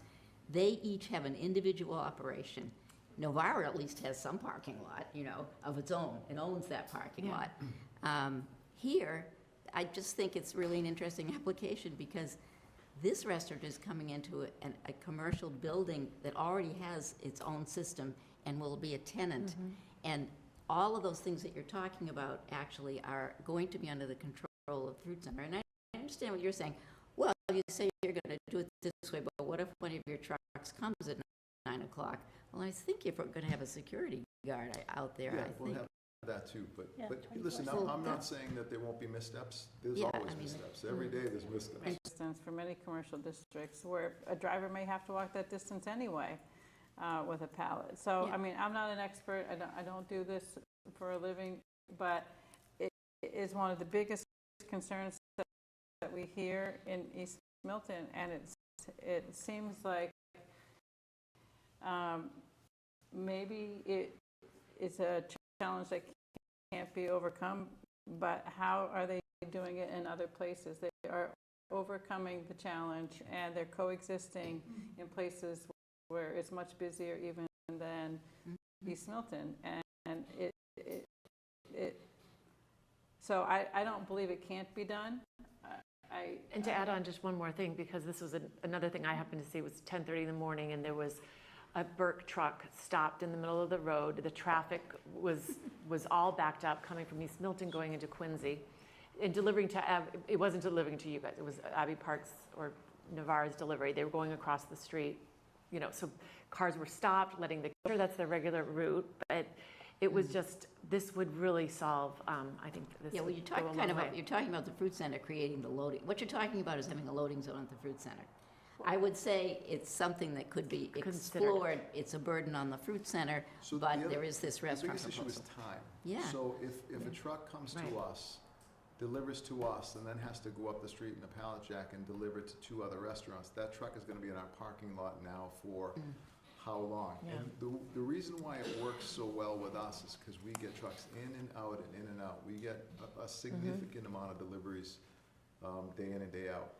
And if we don't keep those trucks moving, it's happened where, we get both loading loading docks full.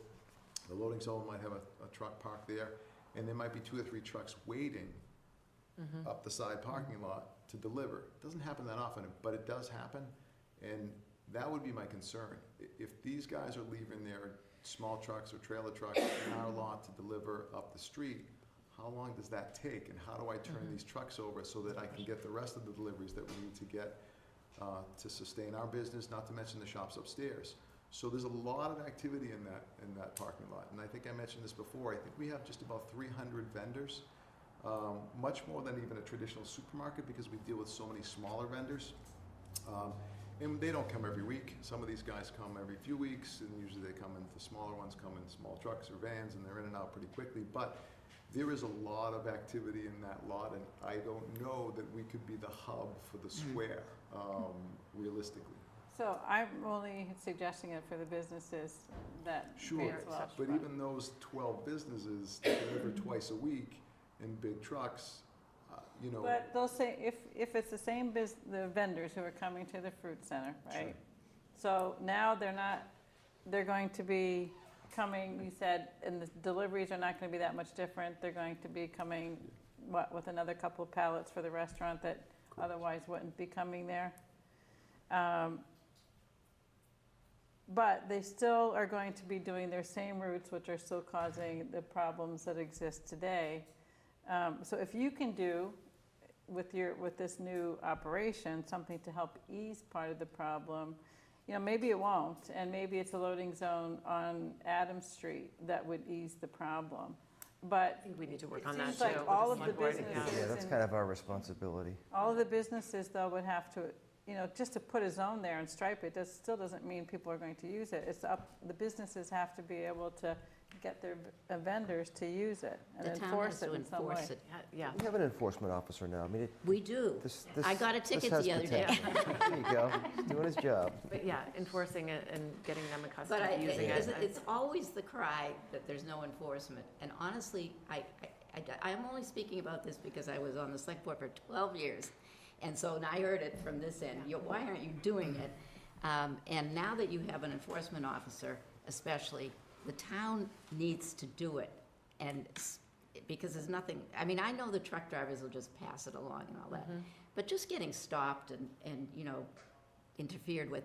The loading zone's no good if it's marked and everybody else is parking in it, and that's what was happening for a while there. I think that was part of the frustration with the loading zones. Excuse me. So there And they were was a still loading zone at parking. one point. We've think had there various was. I think loading there was, zones yeah. marked. I honestly, I try to forget about it after I got off the select board. But I remember before then that we moved it around. There would be one on Granite Ave, then you'd have one on Adams Street. Maybe you try to do one on the side street going down by Abbey Park, but that's a little narrower. But that's actually where a lot of trucks That's where try the to trucks pull park up. anyway, and they They pull do. halfway onto the sidewalk. So if partly you flatten watch the that curb- behavior and you try to centralize that. And if a truck comes along and somebody's in it, either they wait or they circle. But that's if you're enforcing it. It's not an easy thing. I just want to suggest that this application, it seems to me, and I've thought about this a lot since this started, is better than most because you have a system in place and you have the same vendors and so the trucks only have to come once and they deliver to this restaurant and they deliver to the fruit center, or if they have to deliver to another business, they do. That's different from any of these other restaurants. It's true that it doesn't solve the problem of the other restaurants, but this is a different restaurant. It is under the same overall management, but it's going to have its own manager. It's going to have its own cuisine. It's going to have different types of foods in some cases being delivered. So my Thank you. last word All right, is, that's it's a great. difficult situation. Thank you.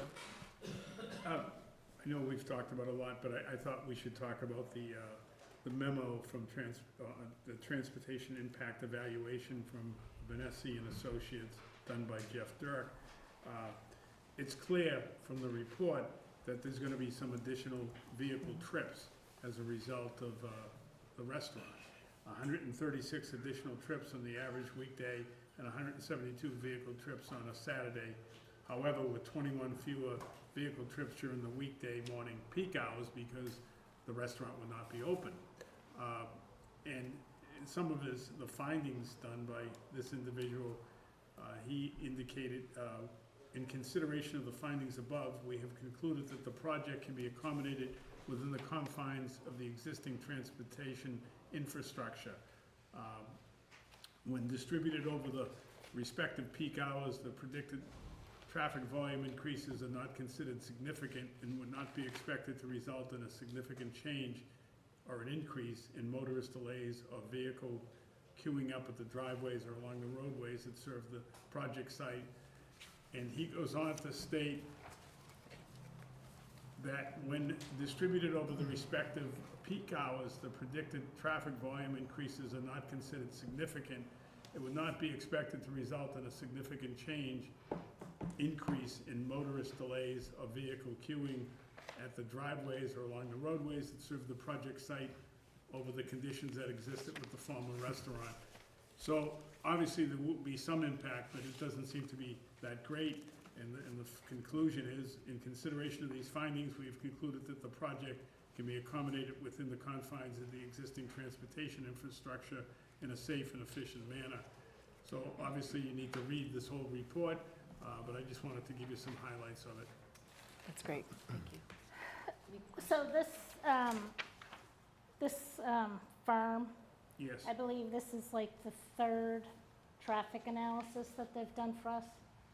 And not once have they ever determined that any increased traffic will be significant.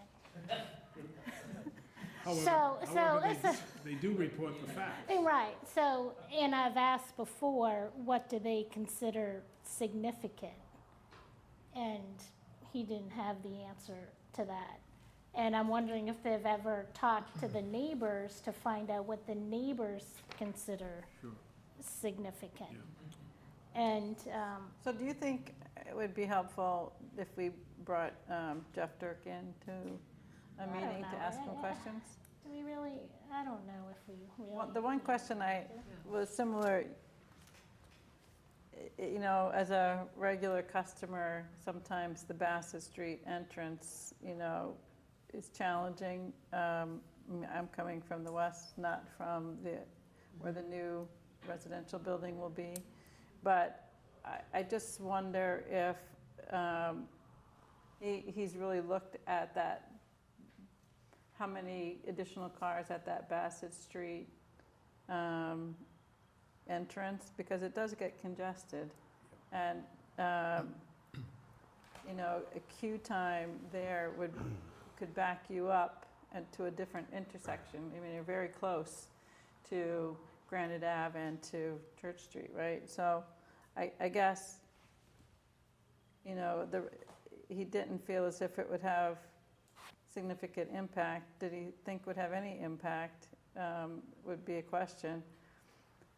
So you know, and then I wanted to see what the opinion would be also about closing off the Antwerp, you know, in the evenings. Is that where the delivery trucks come in the mornings? No, almost everything comes in off Bassett Street. And they come in off of Granite to Bassett? Correct. And so there's going to be less traffic in the morning when those delivery, because of the hours of the operation are different. That's according to this report. There's less trips generated in the morning now. So in general, I mean, if you remember, we've had a restaurant there for a long time, and if we go back to the plate in terms of what they did for volume on an average day, which was a couple hundred, I guess, or more, my argument would be that this would be less impactful than the plate was, simply because you have fewer cars coming and going on a regular basis, because it's not a quick turn, at least not as quick a turn as it was with the plate. So I think it would be less impactful in terms of the overall burden of traffic in our parking lot than this proposal. I mean, I just look at it as, I'm not sure if it's worth their expense to bring them back in. I'm not sure if I would, I don't know. I'd rather spend the money on trust doing their the study. findings. So I we think can what we take a would want to right. find is what the fire department thinks about closing off that Antwerp Yeah, I'll Street. send If you're you- talking, I did Did you see- communicate with I'm sorry. Chief Madden. I have an email from him, so I can forward that to you. Okay, Yeah, and my concern is just, you know, there's a statistical significance, which I think is very different than a practical significance. You know, the neighbors, they're there every day, and they're experiencing with it. And my struggle is that traffic reports generally are just, estimates, and estimates are off. And so what happens if this estimate is totally off? It's a best guess.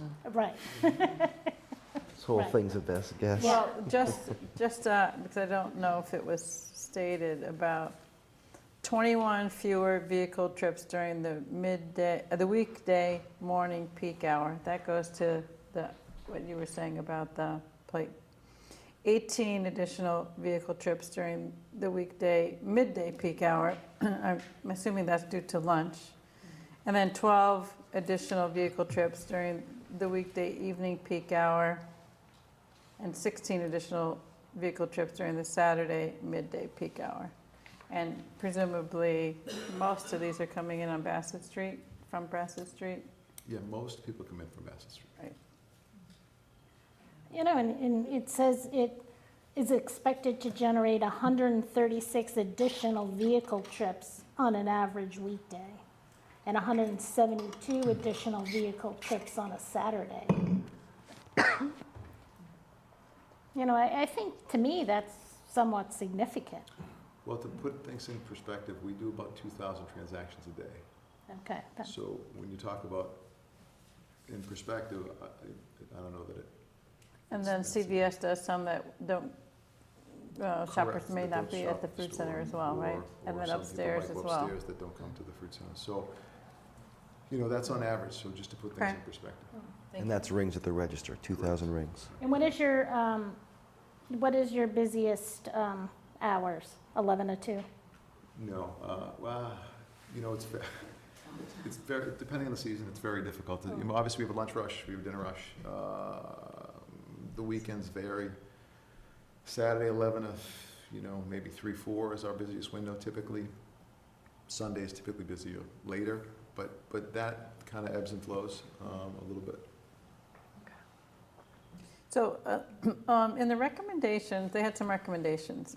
And I wanted to see if you were in agreement with those recommendations and would plan to implement them. Some of them have to do with signage and directional markings on the pavement. Most of them do. But also consideration be given to providing electric vehicle charging stations, and also bicycle parking. I actually haven't read this, Ah, so, to be honest. Any of those things can be done, certainly. I've pushed back on electrical charging stations because people stay longer if there's charging stations. And I don't know that there's even really a need for it. I have an electric car, and if you have an electric car, you're charging at home.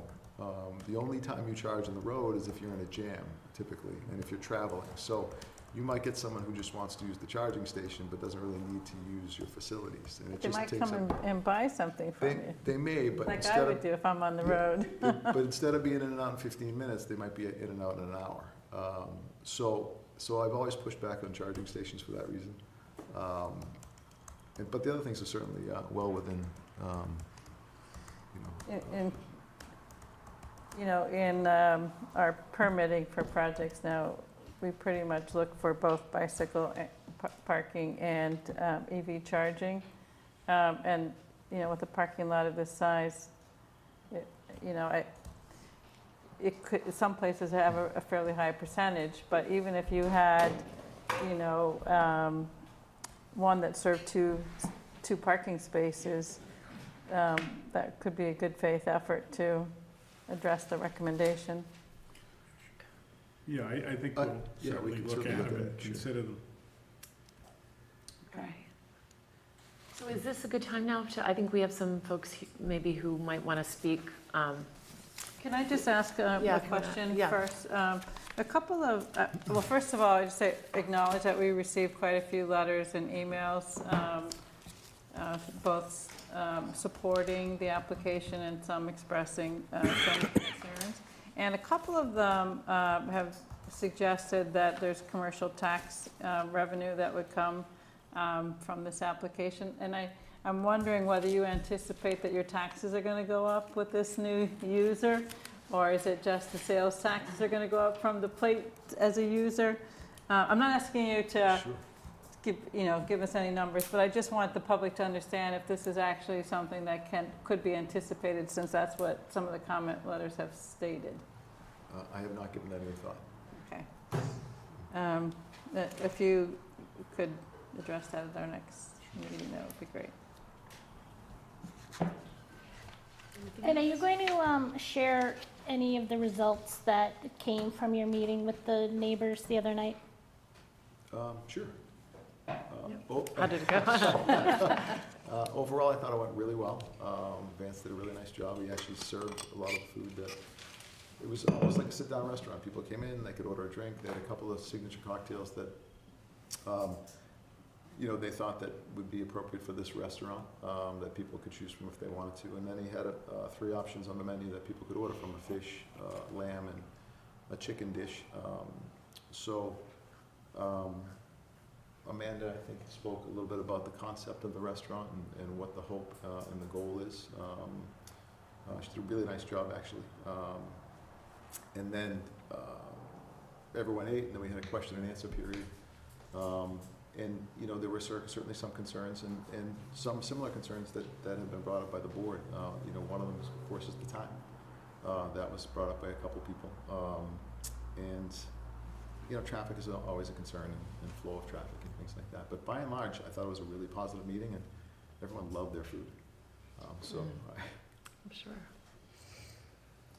Yeah, I'm not concerned the food's not going to be good, and I want to, thank you for giving us the tour and indulging us as I opened up your refrigerator.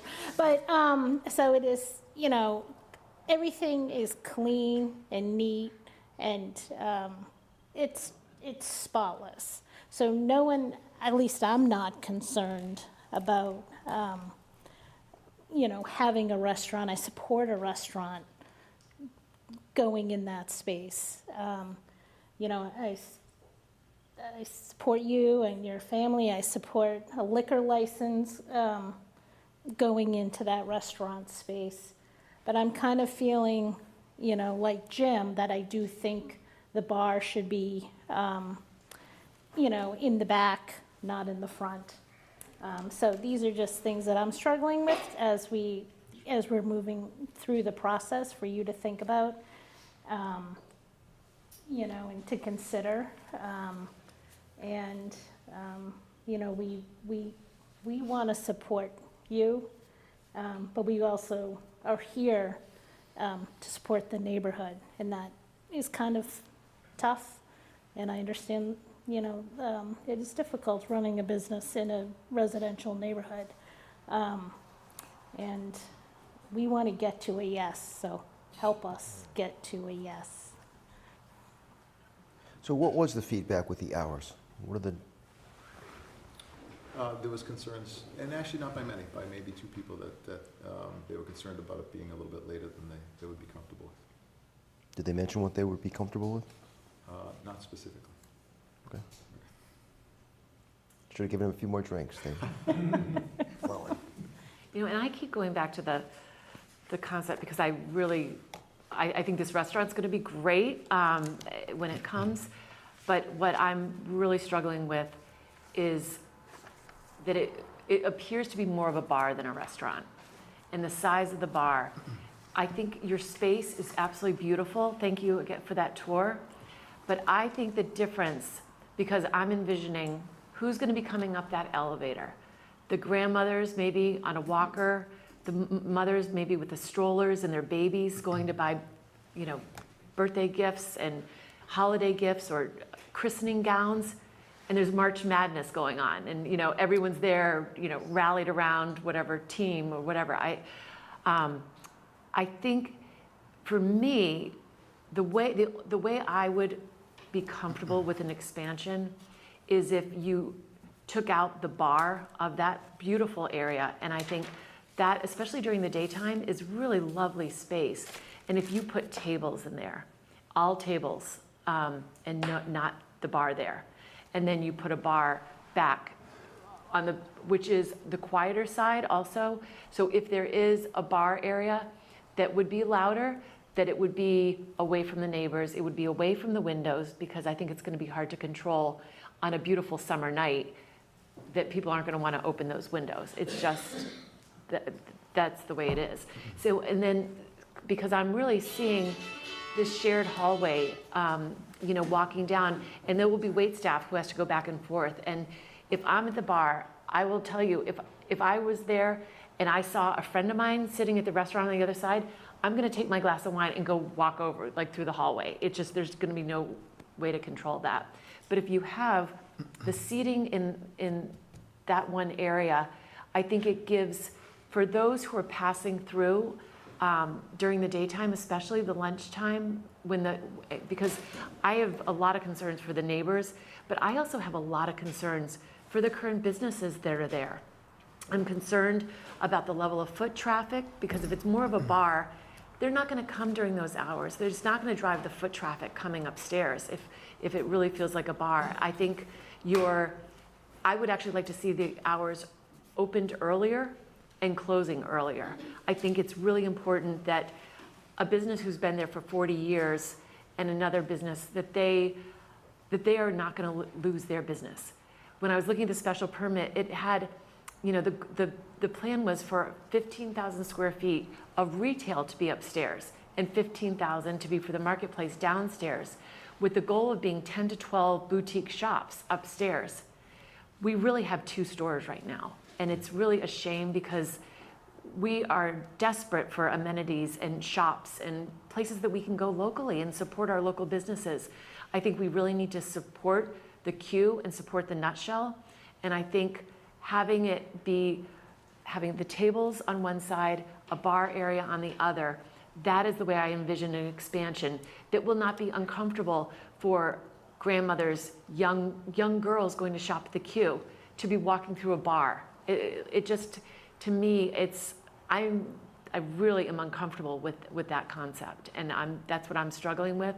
So if there's any way you could revisit, I can tell you I would be more likely to approve an expansion with the tables and the beautiful space during the daytime, with that wonderful daylight coming in and late afternoon. It's really beautiful up there. And put your bar on the backside and away. It would be further away, so it would not be making anyone who'd be shopping there uncomfortable.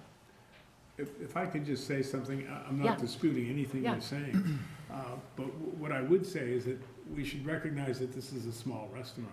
It's 99 people, 99 seats. Previously, the Plate had 68 seats available, and they also could have used the seating area on the deck, so there could be some people seated out there. I'm getting old, so I don't know what people are doing out there these days, but I can tell you that I think the people seem to like that bar atmosphere. And Vance wouldn't call it a bar atmosphere, he would call it a restaurant that just happens to have a bar in there. Everything's going to be based around the food. Based upon the demonstration that I saw the other night on Tuesday night, food is the #1 priority of Vance's restaurants. And I think it would be the same thing here. And we'll have some further discussion about, where it should be and where it shouldn't be. And I certainly understand your position, but I don't consider it to be a bar, and I know that my client doesn't consider it to be a bar. Well, if the whole room is a bar, it's a bar. I agree with that. And it's this is different from Navara and Abbey Park, primarily for, 2 reasons. You're crossing over a hallway where you have other customers who are using other items. And it's in a residential neighborhood. And that is it's distinctly different. And so I think we really have to treat it differently, and that it is more unique in many aspects, because you have a common hallway, which I've never seen a restaurant that has a common hallway on both sides. I understand, open gallery, sort of a common eating areas, there's shared common eating areas, but this is very different, and the shops that are up there are really wonderful spaces. So I just want to protect those the owners of those shops as well. Understood. And the only thing, I mean, it is a second floor, and that sound is going to project right across that parking lot, kind of like an open ocean. I love the arborvitaes that grew in. You're doing the best you can, but there's going to be noise out those windows.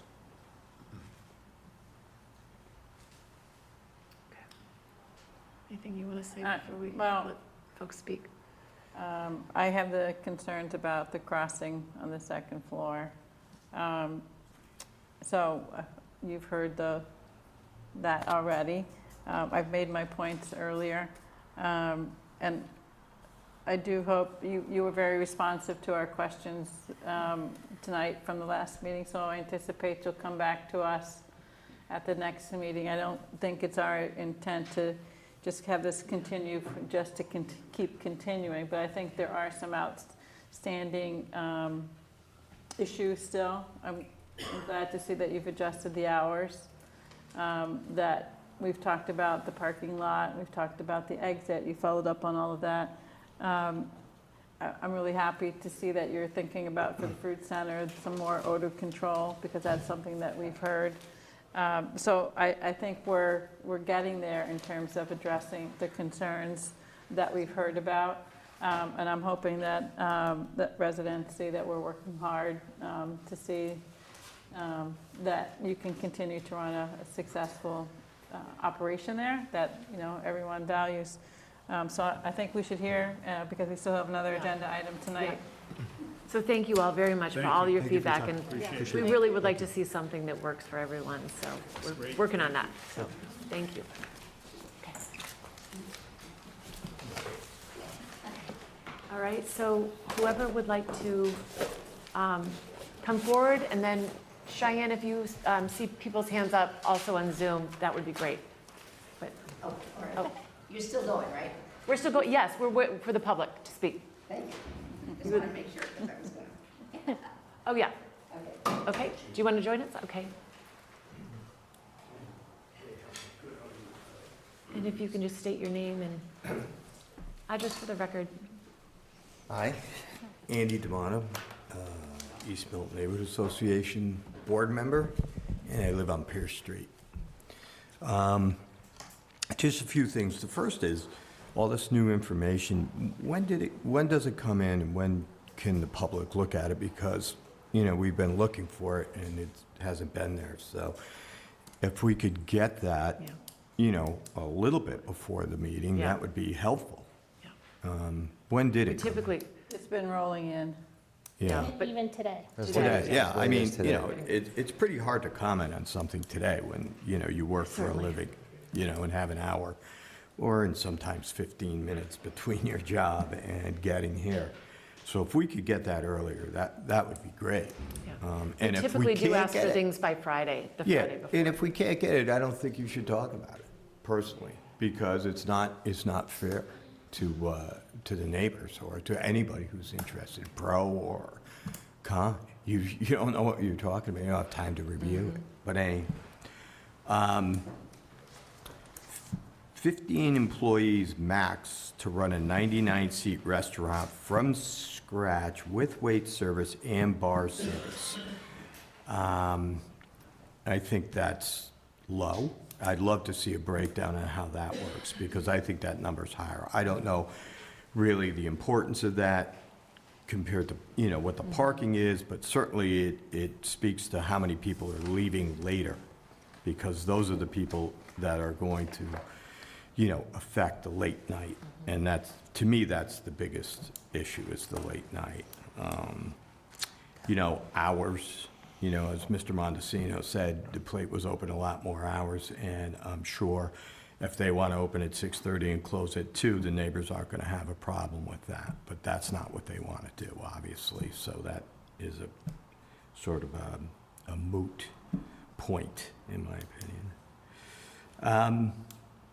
The meeting they had, I was curious how many people came to that meeting, and then how was that information disseminated?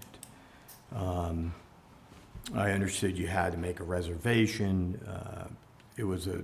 I know some abutters who didn't know about it, as a matter of fact, very few people knew about it. So I think if you want to get a representation of what the neighbors think, it should be a little more public than, you know, invitation only almost, and certainly starting the evening off with, you know, craft cocktails and a dinner is going to skew your opinion.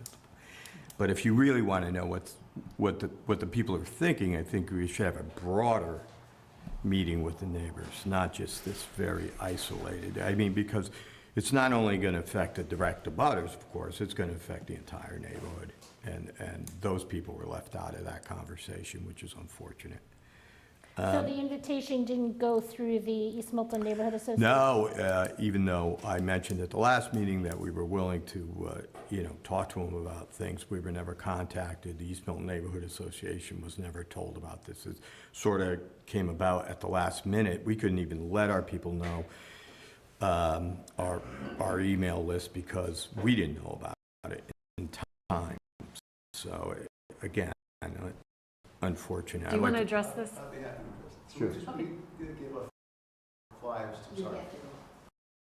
Just our direct abutters, the people that were impacted most, and the people that live, you know. So Church, Franklin, Churchwood, Franklin, and Antwerp. So both sides of the street, up and down both sides of the street. So anyone who is in contact with or close to the Fruit Center and the marketplace, those are the people who are really going to be impacted by this restaurant.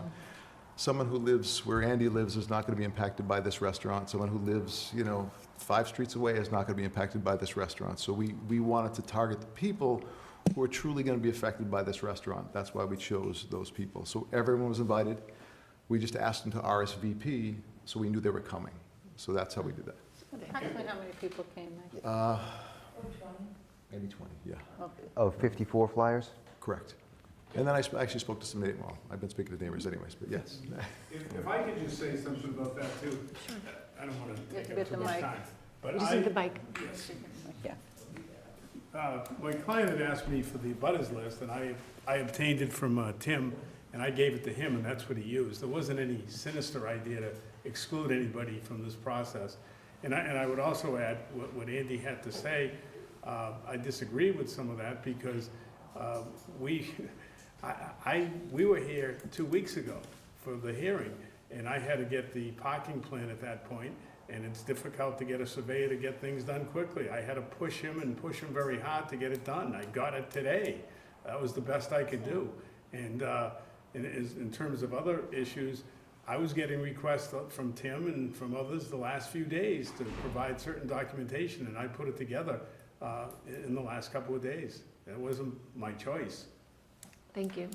Yeah, I'd like to, you know, answer that. Yeah, I'm not blaming them. I understand it's a lot to do. What I'm saying is, if we don't have it ahead of time, you know, I don't think that's fair to discuss it. And the neighbors who are watching on television or zoomed in don't have it. I understand it's a lot to do. And I'm not saying there was anything sinister about it at all. Can I just ask for clarification? Are you speaking on behalf of the Neighborhood Association or on behalf of yourself tonight? Both, yeah. When you say you're speaking for the Neighborhood Association, have you all met? Yeah. And you've queried the membership? Like, I don't understand how the membership, I mean, how the Neighborhood Association, I know there's like a board, or there's a board. Small group. Yeah. But how do like the 500 members get to put their input into We what have a was mailing, said here? yeah, we have an emailing list in which we send out and ask for responses. And Do you encourage them to send their own emails to us? we will be doing that, yeah, in general. You know, we were just coming off the summer, so it was, you know, it was difficult to get together. But we have been Zooming because some of our board members work out of town, like Sean and so forth. I think, you know, I would encourage the membership, you know, to watch the meetings. I mean, I think we respond as much as we can to comments and ask for things so that we can get as much information as possible. And so it's helpful to get the emails and the letters. We've received over a dozen, probably a dozen and a half, and you know, we read them when they come in. And while I just want to comment on the materials coming in, while we always like to have it in advance, I don't know any meeting where we're not getting materials, up until the meeting. And sometimes, like you've heard, we don't have a chance to digest it all. But we do our best, so we want to keep things moving. We try and get these applicants through in a thorough way. And their time is valuable, and our time and everyone's time is valuable. And so to say we can't look at it because it didn't hit an exact deadline doesn't seem, my experience of 10 years on the board, we haven't really enforced Okay. that strongly. Sure, heard. Yeah. I know you're doing the best you can. Yeah. It's just, sometimes it's frustrating, things come up and, people are No, like, where did this understood go that you'd from like to here? see it. And Yeah, if possible. Yeah, and I guess that's where I And we'll was. make sure all of this gets posted, like Yeah. there's everything. Will be Yeah, eventually it does get posted, which is good. And, Can I I would just, can I have to just chime in disagree real quick? with These documents get Mike posted as they get, Mignosa in as saying they that get it's received. not just the direct abutters who are affected by this restaurant. And I will be affected by it, and so will the whole town. I mean, it's a pretty big endeavor and a pretty big change to have a restaurant/bar in a residential neighborhood. So I think, the whole town is, certainly the neighborhood of East Milton would be affected. The noise at Abbey Park might be quieter, than Novaro, but certainly Novaro is noisy at night, and you can hear it. And that's probably because they have an outside patio, as well as, for some reason, people don't hang out in front of Abbey Park, but they hang out in the back parking lot and around Novaro. And that is just my personal experience of that. I know there was I don't know if it was a smoking area outside, but they had one of those, cigarette disposal posts, which I guess you drop your cigarettes in before you go in. Which on one hand is probably nice because it's not on the sidewalk. On the other hand, it's where people will stand and have a cigarette, and come out, which is not the greatest thing. But anyhow, the plate numbers were, there were only like 48 seats at the plate, at tops. And as far as the use in the patio, that was, if the weather was nice enough to be on the patio, people were on the patio, they weren't inside, and vice versa. And unfortunately, you couldn't be outside too often. It was too hot out there without any, enclosure. And I think that's why they enclosed it. I think that was a good thing. But that was, the way it came. And guests who came to the plate were often coming from the fruit center, going to the Nutshell, and going to the queue. We'd see it all the time. And you can probably ask those shop owners how their business has changed since the plate closed and there's nothing up there. Now, I don't think anybody's going to say, well, let's go get a cocktail and something to eat, and I'll pick up a quart of milk and get a toy for a birthday party. That's not going to happen.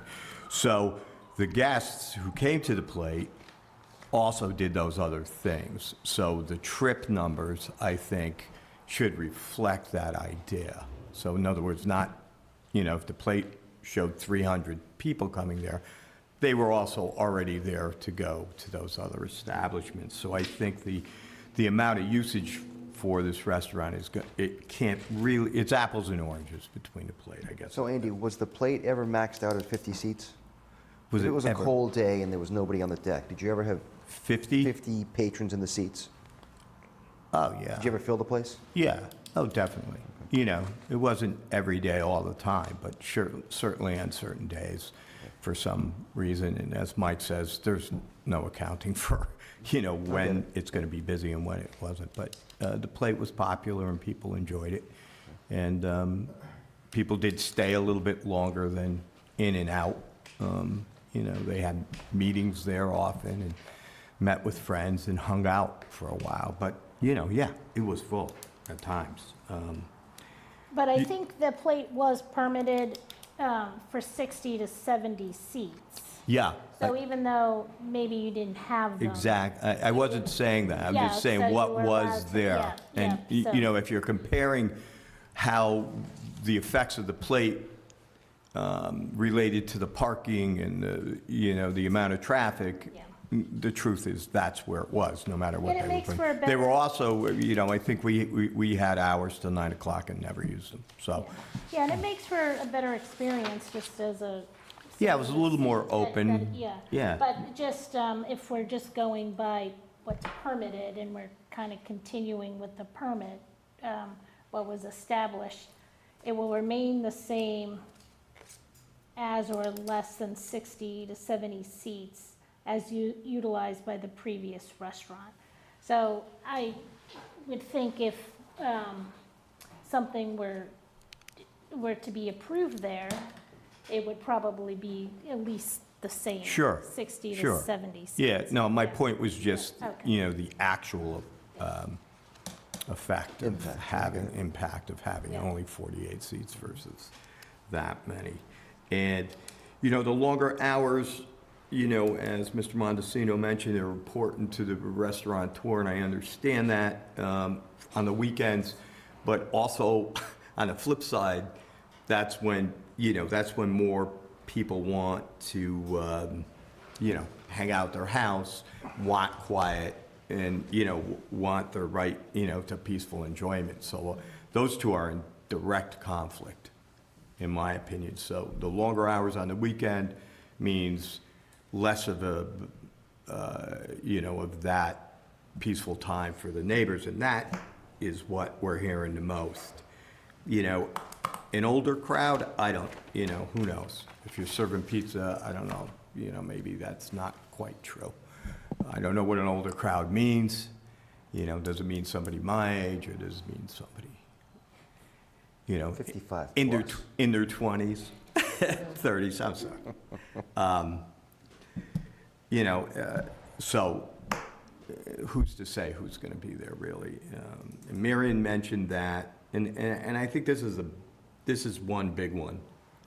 Marion mentioned that there was a cleanup in the back parking lot after you showed those pictures of, you know, deplorable conditions in the back, which happens to be directly in front of abutters and neighbors' houses. And, you know, it was great that it was picked up and cleaned up, but that was only after you showed the pictures and made it a point.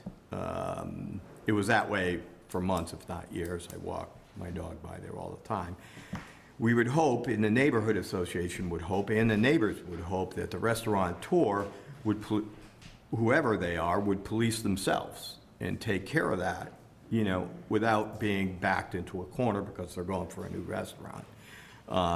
Either way, if they say they didn't know about it, or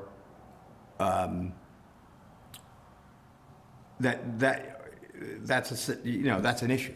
You should either know about, either they didn't know about it or they didn't care. Either way is not great for the neighborhood. So we were hoping that the restaurateurs, this restaurateur group would be a little more attentive to how their operation affects the neighborhood. It's really kind of simple, and I think the fact that the same restaurant group is asking for another restaurant, that is a little problematic, is what we're hearing. Is it the exact same restaurant group at Novara and Abbey Park? I would have, you Is it would the have exact to, I same? mean, Vance is gonna be the general manager, I assume, and, So, I'm going to ask again, because I've heard you say a couple of times what you're hearing. I really would like to understand who you're hearing from and Okay. how many you're hearing from. Sure. Because, that's easy, yeah, and I would like for those folks to send just us, step forward. to step forward and send us Yeah. emails. Yeah. And, you know, they don't have to be long, and they Yeah. don't, you know, they can just state I what think their we- concerns are so that we can address them. Yeah, Because I'm very, you know, sensitive to, you know, hearing directly yeah, from folks. I can, rather I than can through- totally understand that. You know, a lot of people don't like to step forward for whatever reasons, that's why they They don't have to contact come us. to a meeting like Yeah, this. no, I understand, they And just we have don't read to, them all out loud, you know, yeah, but they're somewhat we read them anonymous. all, and- our- Yeah, you but know, they are ourselves. posted, right? Just I to be don't think clear. so. the letters posted? No, they or just go to our emails. Just go to Oh, okay. Yeah, that'll be a lot I easier. think they for- should get posted after, as public record, during a public well- hearing. Should or do? Is Tim, is he with us? He was, I saw. every email's a Yeah, public we record. tend not to post the comment letters. They come in on such an irregular schedule. And on an individual basis, the sort of the workload of kind of posting those. Right, right. You know, we could, they're, if people want to look at them, you know, they're available. I have a folder of them on our server. If the board is interested in posting them, we can figure out a way to create a sort of a digest. You know, it is an extra amount of work to redact identifying information, but if the board is interested in doing that, we can certainly, but all of the board members, you know, get those letters as soon as they come in. They're part of the file, they're part of the record for anyone to review, just with the call to the office. Okay. Yeah, and I Great, wouldn't be thank you. interested in posting them. I just want to hear from people, just like Charlotte. I think it's paramount that we hear Sure. from. Yeah, Right. that I mean, makes if you're total representing sense. 500 people and you surveyed them and you're speaking for them. Yeah, you know, I think there's quite a few people who would have asked to, I think they connect with us and just think, you know, that is They enough. filter the information through You the know, board. they're filtering it through Or if us. the East Milton Neighborhood Association had an official meeting and then created one letter, Yeah, you know, saying. That would be and then- ideal, a Yeah, consensus so it's based on a vote. official, because my neighborhood association, that's what we do. And we take a position and we vote on it. And then really, we're only getting one letter, and that's easier for us to read. yeah, that's good. Yeah, I mean, you know, almost everybody wants something back. So they loved what they had before, and they want that amenity back. I'm just curious, is it 5 people, is it 50 people? Sure. You Yeah, know, no. And is there consensus? Yeah. And I too, like like Maggie said, if there's a meeting and everyone is provided with the same information, I mean, I also think it's important what information they're provided with. Sure. And that, you know, it be reflective of the record. Sure. And Well, I think if you look at the, well, I could forward you the mailings. They're really just informational that we get, you know, in other words, we said, here, there's a meeting tonight, you know, please attend if you want, it's on Zoom, here's a link to the Zoom link, here are the 3, I think there's 3 or 4 major concerns that we're hearing. You know, if you want to comment or, you know, just hear what's going on. So they're really sort of as neutral and unbiased as possible. But they do mention, you know, some concerns, and I'll forward you that. And maybe if you want, we can put you on the board on the mailing list, so you can see where we're going. But in any event, I hear what you're saying about the numbers. And, Yeah.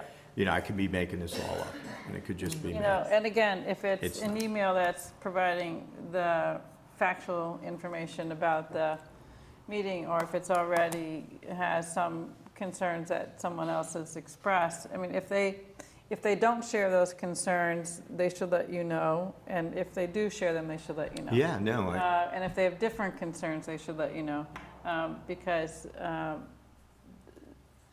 that would be what's most helpful to us. yeah, And no, to get a consensus, I think what I'm hearing is that the hours of operation is the biggest thing. it is, yeah. So if you could at least get a consensus from them, what the Sure, hours. what they What- want, yeah. correct. I mean, like I said, they, you know, the mourning the loss of an amenity, and they want something filled, for sure.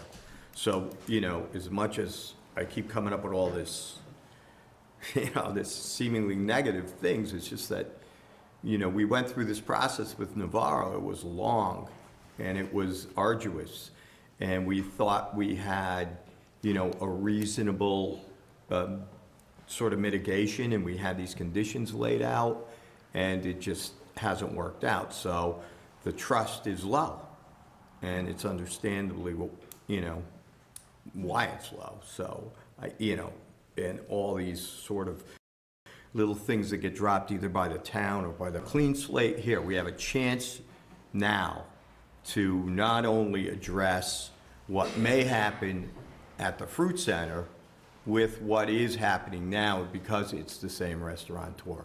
So if it seems like we keep going backwards, it's just, is this going to be a reflection of what happens in the future? And I know, because I've had a lot of dealings with the Mignoses, that they run a tight ship over there. So that's encouraging. So just so you know, I had asked, I think at the last meeting, about the application itself, in which the applicant was listed as restaurant operator rather than the Mignosa, who Right. family, the various entities that were the recipients of the prior site plan approvals to which this is amendment of. So now that application has been amended to reflect that it's The same applicant. the same applicant, which is the various Mignosa family entities. So that's the responsible party here that the permit would go to. Sure, and, you know, Mike is an excellent grocer, you know, and he's not a restaurateur. So there Well, he's a there lies the landlord. rub. He's a landlord enforcing the Oh, rules yeah, over there. I know, And and I have Mr. a lot of Falcone's confidence a in him. landlord as well, so I get it. There's a lot of, yep, just, you know, crossing Ts and dotting Is. That's all this is about, so. Thank you so Thanks much for for your coming, time. and Yeah. yes. And is there anyone else from the public who would like to come forward? Yeah.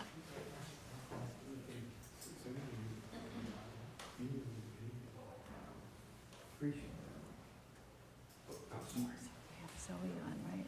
We have Zoe on. We want to get, Unless she dropped, I don't know. I hope she didn't drop. did you see her on? I don't see her now, though. Hi. Hi, welcome. Ian Corso, 78 Antwerp Street. And I just had some thoughts on it where, for the restaurant and the timing of it, but also with what's going to be coming. I think always looking forward, but there's a lot of building going on, that when the 92 units for Falcone Cochran gets going and is built, and then you have 34 units on Granite Ave, I think all of the restaurants there will be very busy, including this new restaurant going in at Abbey Park. And I wasn't able to make the meeting on Tuesday night, but I got some of the information where it was a Sunday to Thursday. It was a 9 o'clock food service stops. I'm assuming that's the last time, that's the last order can go in by 9 p.m., if that's what they mean by food service stopping at that time. Last call at 10 and customers are at 10:30.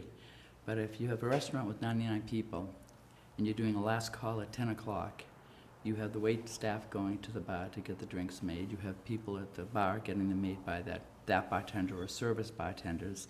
So there's no way that people are gonna some people won't even get their drink till 10:30. So that timing seems a little off to me. The same thing with the Friday and the Saturday night. 9:30 for the last time for a dinner order to go in. 10:30 you get your last call. Again, those are gonna be even busier nights. In a half hour, you're not gonna service all those people. So that would seem to me that the last call time would have to be backed up a little more. And even maybe with the food ordering being maybe 8:30 is the last food order going to the kitchen, you know, so that then you can get your closing closer to being on the weeknight by the 10, and even on the Friday or the Saturday. Why couldn't that be back to the 10? Because this is residential versus being in the business area. So if you're coming into that, wanting to do, it sounds like a great concept of the restaurant, but if you're coming into a residential area, then you have to be willing to pull that time back. And it's even, you know, it'll be busy all day even. I know they'll be having lunch there. That'll probably be a busy time as well. And I'm just, my question was also on the, I know, you know, Vance is here representing, what is the name of the restaurant group even? Is it, I know, my understanding is a restaurant group, investors that went in on Novara. I'm not sure if they're in with Abbey Park. Is this a restaurant group? How many people? I don't know. Is it a restaurant group that's doing it versus one person? One group. It's a group, okay. How many are in the group? Several. Several, okay. So we're having a restaurant group coming in. and going forward with this. So then you have the factor of a number of people in the group, what they're gonna want, what they're gonna expect. Also, you know, are they concerned about what's going on with the neighborhood and the neighbors? Are you coming in as a business, you wanna put this in, you're going for a profit, I understand that. But where it's residential, I think it has to be treated differently than it was, say, for Novara, Abbey, or any of the restaurants that are in the business district itself. Okay, thank you. Thank you so much. Anyone else would like to come forward?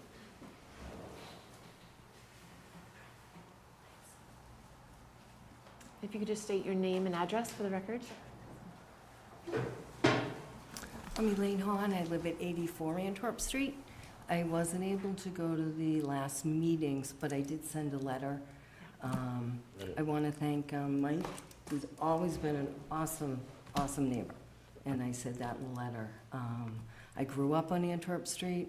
I've lived there for 56 years. So I've been there way before the Fruit Center, you know, when it was woods and all of that. I did go to the meeting on Tuesday night.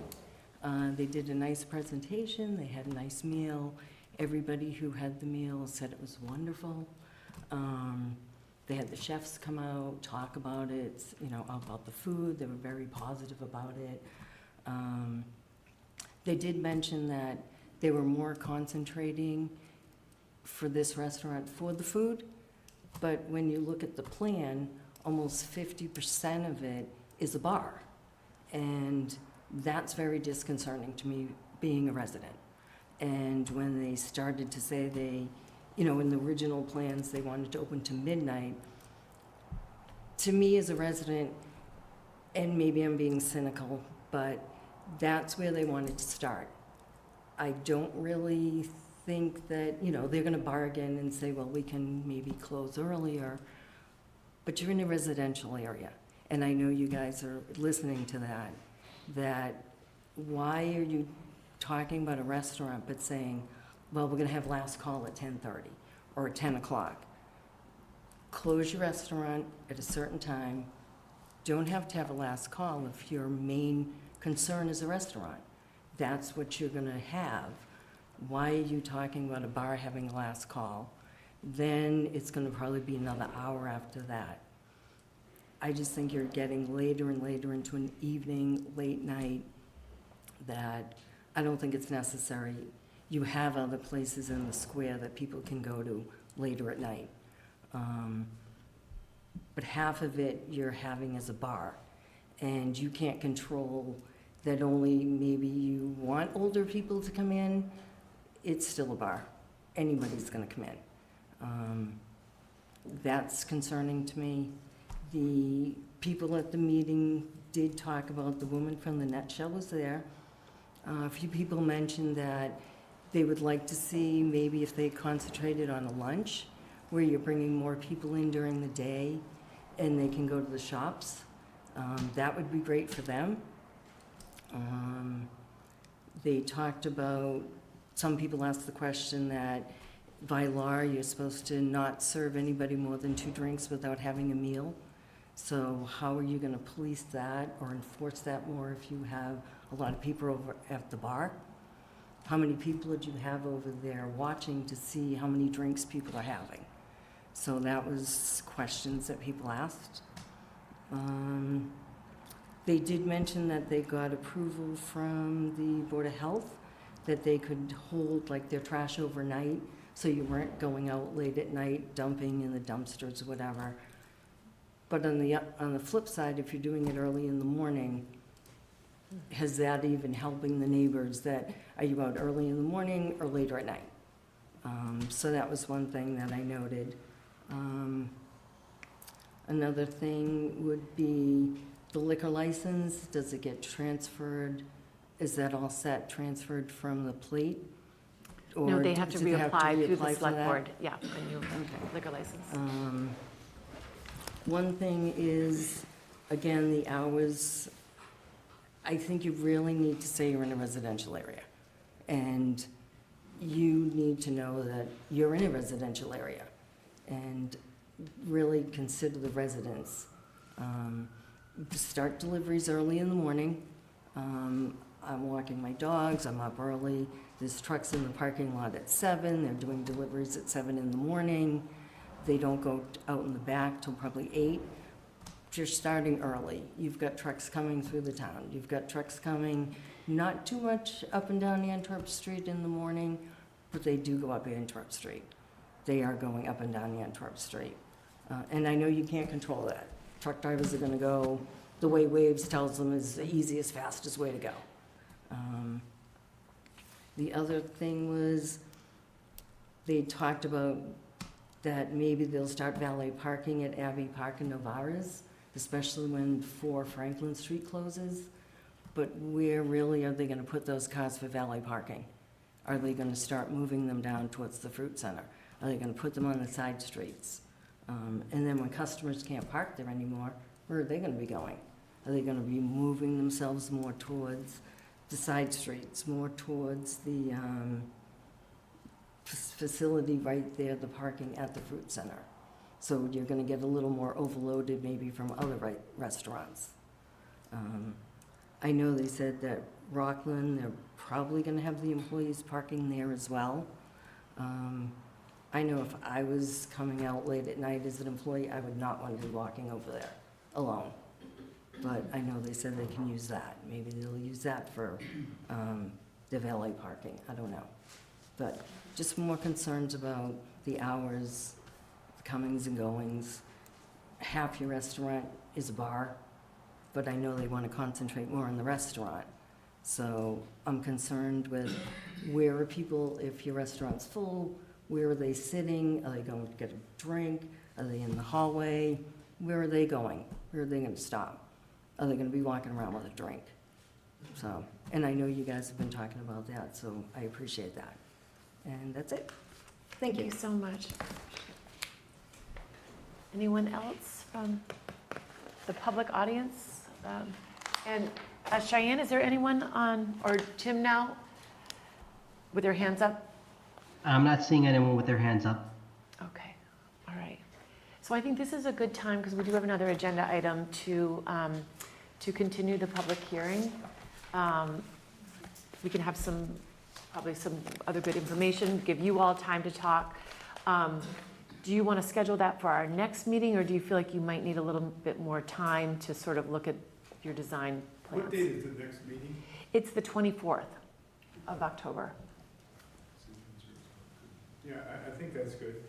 And if for some reason, if you don't feel like you have new plans ready or whatever you're working on, you can always let us know and we can continue that to a time specific. So if I could have a motion to continue the public hearing to October 24th at 7:10.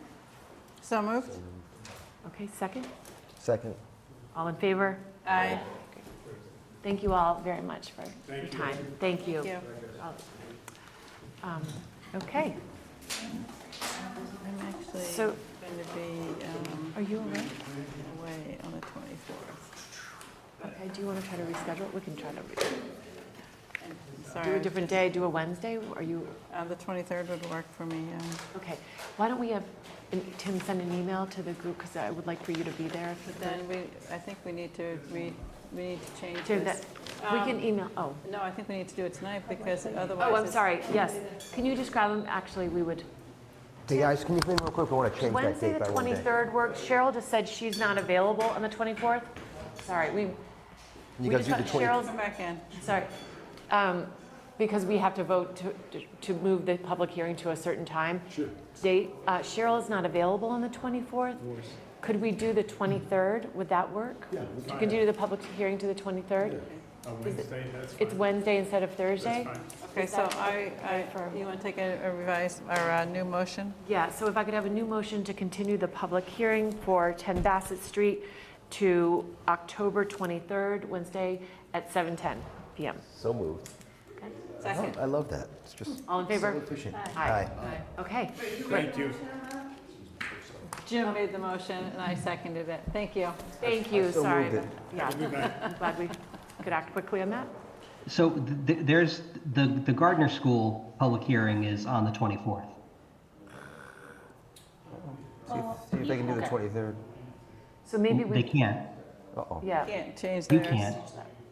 can't.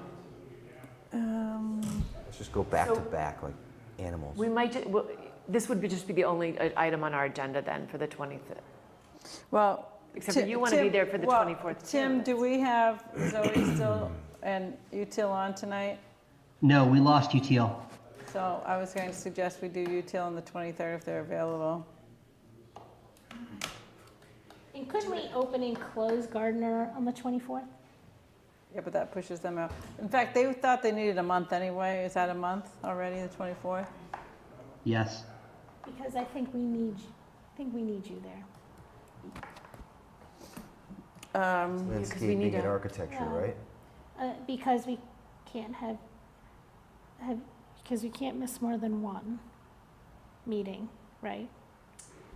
I haven't missed any. I am flying, so that's my problem. It's not like I can even zoom in because I'm Yeah. going to be in transit at the time of, on the 24th. Can we ask them if they will postpone? And we could just open it and close it? The Gardner We School? The can- Gardner School? We can certainly do that. Yeah, because- And then are you talking about a meeting the following week or just the next regularly scheduled meeting? Yeah, maybe a meeting the first week in, I was gonna say, I feel like we need to have an extra meeting at some point. and that way we could, I would like to get to, through site plan approval, and I don't think it's going to take that long. Well, the other thing is, you said that Util's not available on the 7th for a forum, so we could do the 7th. I know it's 2 weeks from the 14th. The 31st, I don't think people would want to do Halloween, but I mean, I'm past the point of children doing Halloween, so, I mean. The 7th would work. So do we need 3 out of 5 for a vote? Or does it have to be 4 out of 5? Yes. 3. For site plan approval, you just need a majority. All right, great. Yeah, 7th works for me. Well, if you wanted to,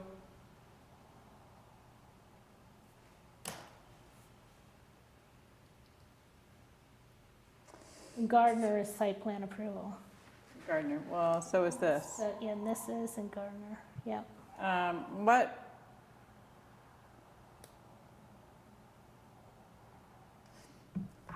How much material or what did you anticipate covering with Gardner on the 24th? I think basically, first of all, it's up to you all. Everything except for traffic and stormwater, since we don't yet have those peer reviews in yet. So they were going to look at the architecture. Yeah. People had asked them to look at the architecture and asked them to look at the site layout, the positioning of the building on the site. So I think that's why they thought they might need time to revise that. Well, if we did 10 Bassett and Util on the 23rd, we don't know if the Util's available on the 23rd yet. But I would like to such that we don't lose Util again. I mean, they always get pushed to the end. I know. They're sitting around. I don't know how much we pay them to sit around, but they're only like probably no more than an hour. I mean, with them probably on this particular one. So I think if we set some time frames, time limits. We've got And again, I don't know what anybody's schedule is, but I am inclined, if possible, to meet more often, but shorter I would love that. meetings. It's a little bit, it depends, a little, like, because I serve on CPC Yeah, and I yeah. serve on MPIC. And Yeah. CPC, we have like meetings like every week coming up, I think, to review all the Okay, applications. yeah. So this particular time frame Yeah. is, I really prefer not to have a meeting every night. Yeah, no, I hear you. So, but, to squeeze in this part, because I'm traveling that day, obviously, and to the fact that we, have had Util, we just open and close on the 24th and see if they could come On the 7th? on the 7th. Does that sound good? Does that sound Yeah, good? I think I mean, they understand, I mean, what I heard from Zoe was that, you know, the material that they have is gonna take more than a half an hour to present. So they do need a little bit of breathing room. But that they'll generally, you know, try to make themselves available for whatever the board tries to, you know, reschedule next, so. You want to do the 6:30 start again? If we What just was have that? 2 agenda items, I think we we'll should be be okay. okay. But let's just don't put anything else on that agenda. And do util first. But we already just, Oh, We just did public- 7:10. Yeah, for the public But hearing. if we said that that had to be done by, Hard stop at 8 or something, or I 8:15? was gonna say like, well, if it starts at 7, give it an hour, so like a. 8:30. 8:15 to 8:30, and that gives at least an hour for util, if not more. Does that sound good, Tim? Yeah, I think I'll run that by them. You know, if it doesn't, I'll be in touch and we'll have to figure something out. But I think that should be okay. And then you're gonna check with, this, I forget the name of the daycare. Gardner School, yeah. Thank you, the Gardner I School. mean, I think, so the 24th is out, so the 24th is out. You know, if they have a different preference or a different recommendation for, you know, when they want to come in next, I'll let them know, but we'll keep the 7th as the option. Because then I was wondering if the 14th would work for util for a public forum, instead of having our regular meeting on the 14th, we'd be swapping with the 7th. That's our regular meeting, the 14th, so it's, should be on our calendars anyway. Okay, yeah, it's the 21st. Yep. Because if we have a meeting on the 7th.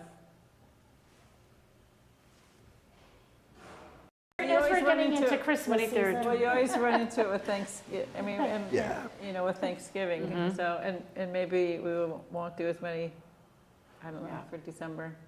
Yep. But So you think we'll get anybody at that forum on the 14th? it's a week before Thanksgiving, right? 2 weeks before, it looks like, One yeah. week before Thanksgiving. I just feel as if it doesn't hurt to get started with the conversation. People wanted to hear about the questionnaire. People wanted to hear about the scorecard. We're talking about how we don't have any decisions, but at least we can start showing people what we've been doing and get their feedback on it. And as far as like having util, I think having them with what, we haven't seen what they're going to show yet, but they're starting to look at the things that we've asked them to look at. So. And we want to can do it get while feedback Tim from is, people. and while Tim is Well, still he's with us. here, Yeah. Totally, yeah, okay. All right. Okay, so maybe that forum on the 14th, think about that. And util on the 7th. Util, we're talking about the 23rd, right? I mean, I'm sorry, the 23rd, and then the Gardner School on the 7th. Right. That's when you get to 10 o'clock. Exactly. So let's just be, I'll be clear. So the 23rd would be Bassett Street and hopefully util. Yep. 7th would be Gardner and whatever else. And the 14th would be a forum, if that works also. Those all have to be confirmed. Okay. Thank you, and sorry about that. Okay, great. So Tim will set, we'll, Family wedding. yeah. Do you guys have times that you want to put down for these public hearings so that we can post them? Well, I think that we can do it, but I think it would be 7 o'clock or 6:30, and probably at the Council on Aging or the library, if we can get them. Well, I mean, like the Bassett Street, for example, so that would be 7:05 here, I thought we said 7:10. We said 7:10, we said on that. So you could post that for the, 7:10 for the 23rd, that's for sure. Gardner Street would, Gardner. Would have to be School would be on the 7th at 7:05. 7:05. But that's still going to have a We have meeting on the 24th to just move it. Yeah, we'll Like have to, you guys did last time for, right, we'll have to, 10. Be remote, right? and I think we can do that. All right. So continue it from the 24th. Right, Okay. yeah, so we'll have to open the public hearing and then vote to to move it.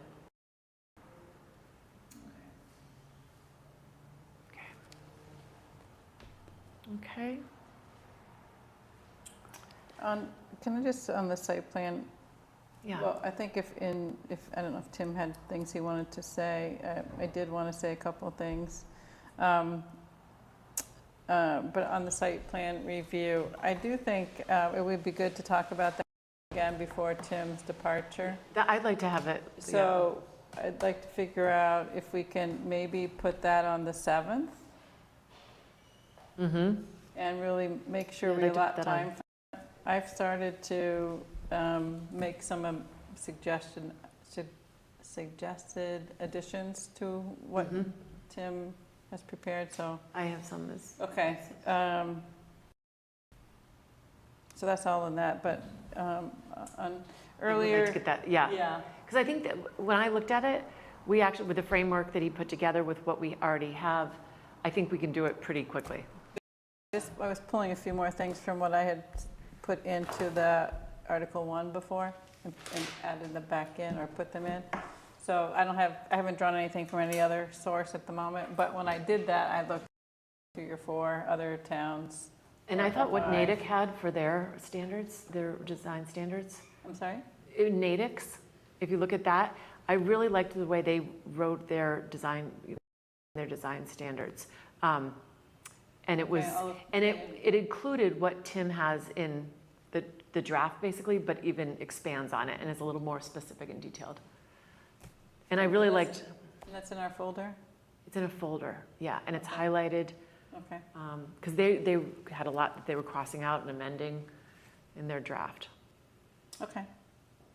If you can't find it, I'll send it. Okay. Okay. So if there's nothing else, I would entertain a motion. Did Tim have anything? Yeah, I'm sorry, Tim, did you have any update that you wanted to provide?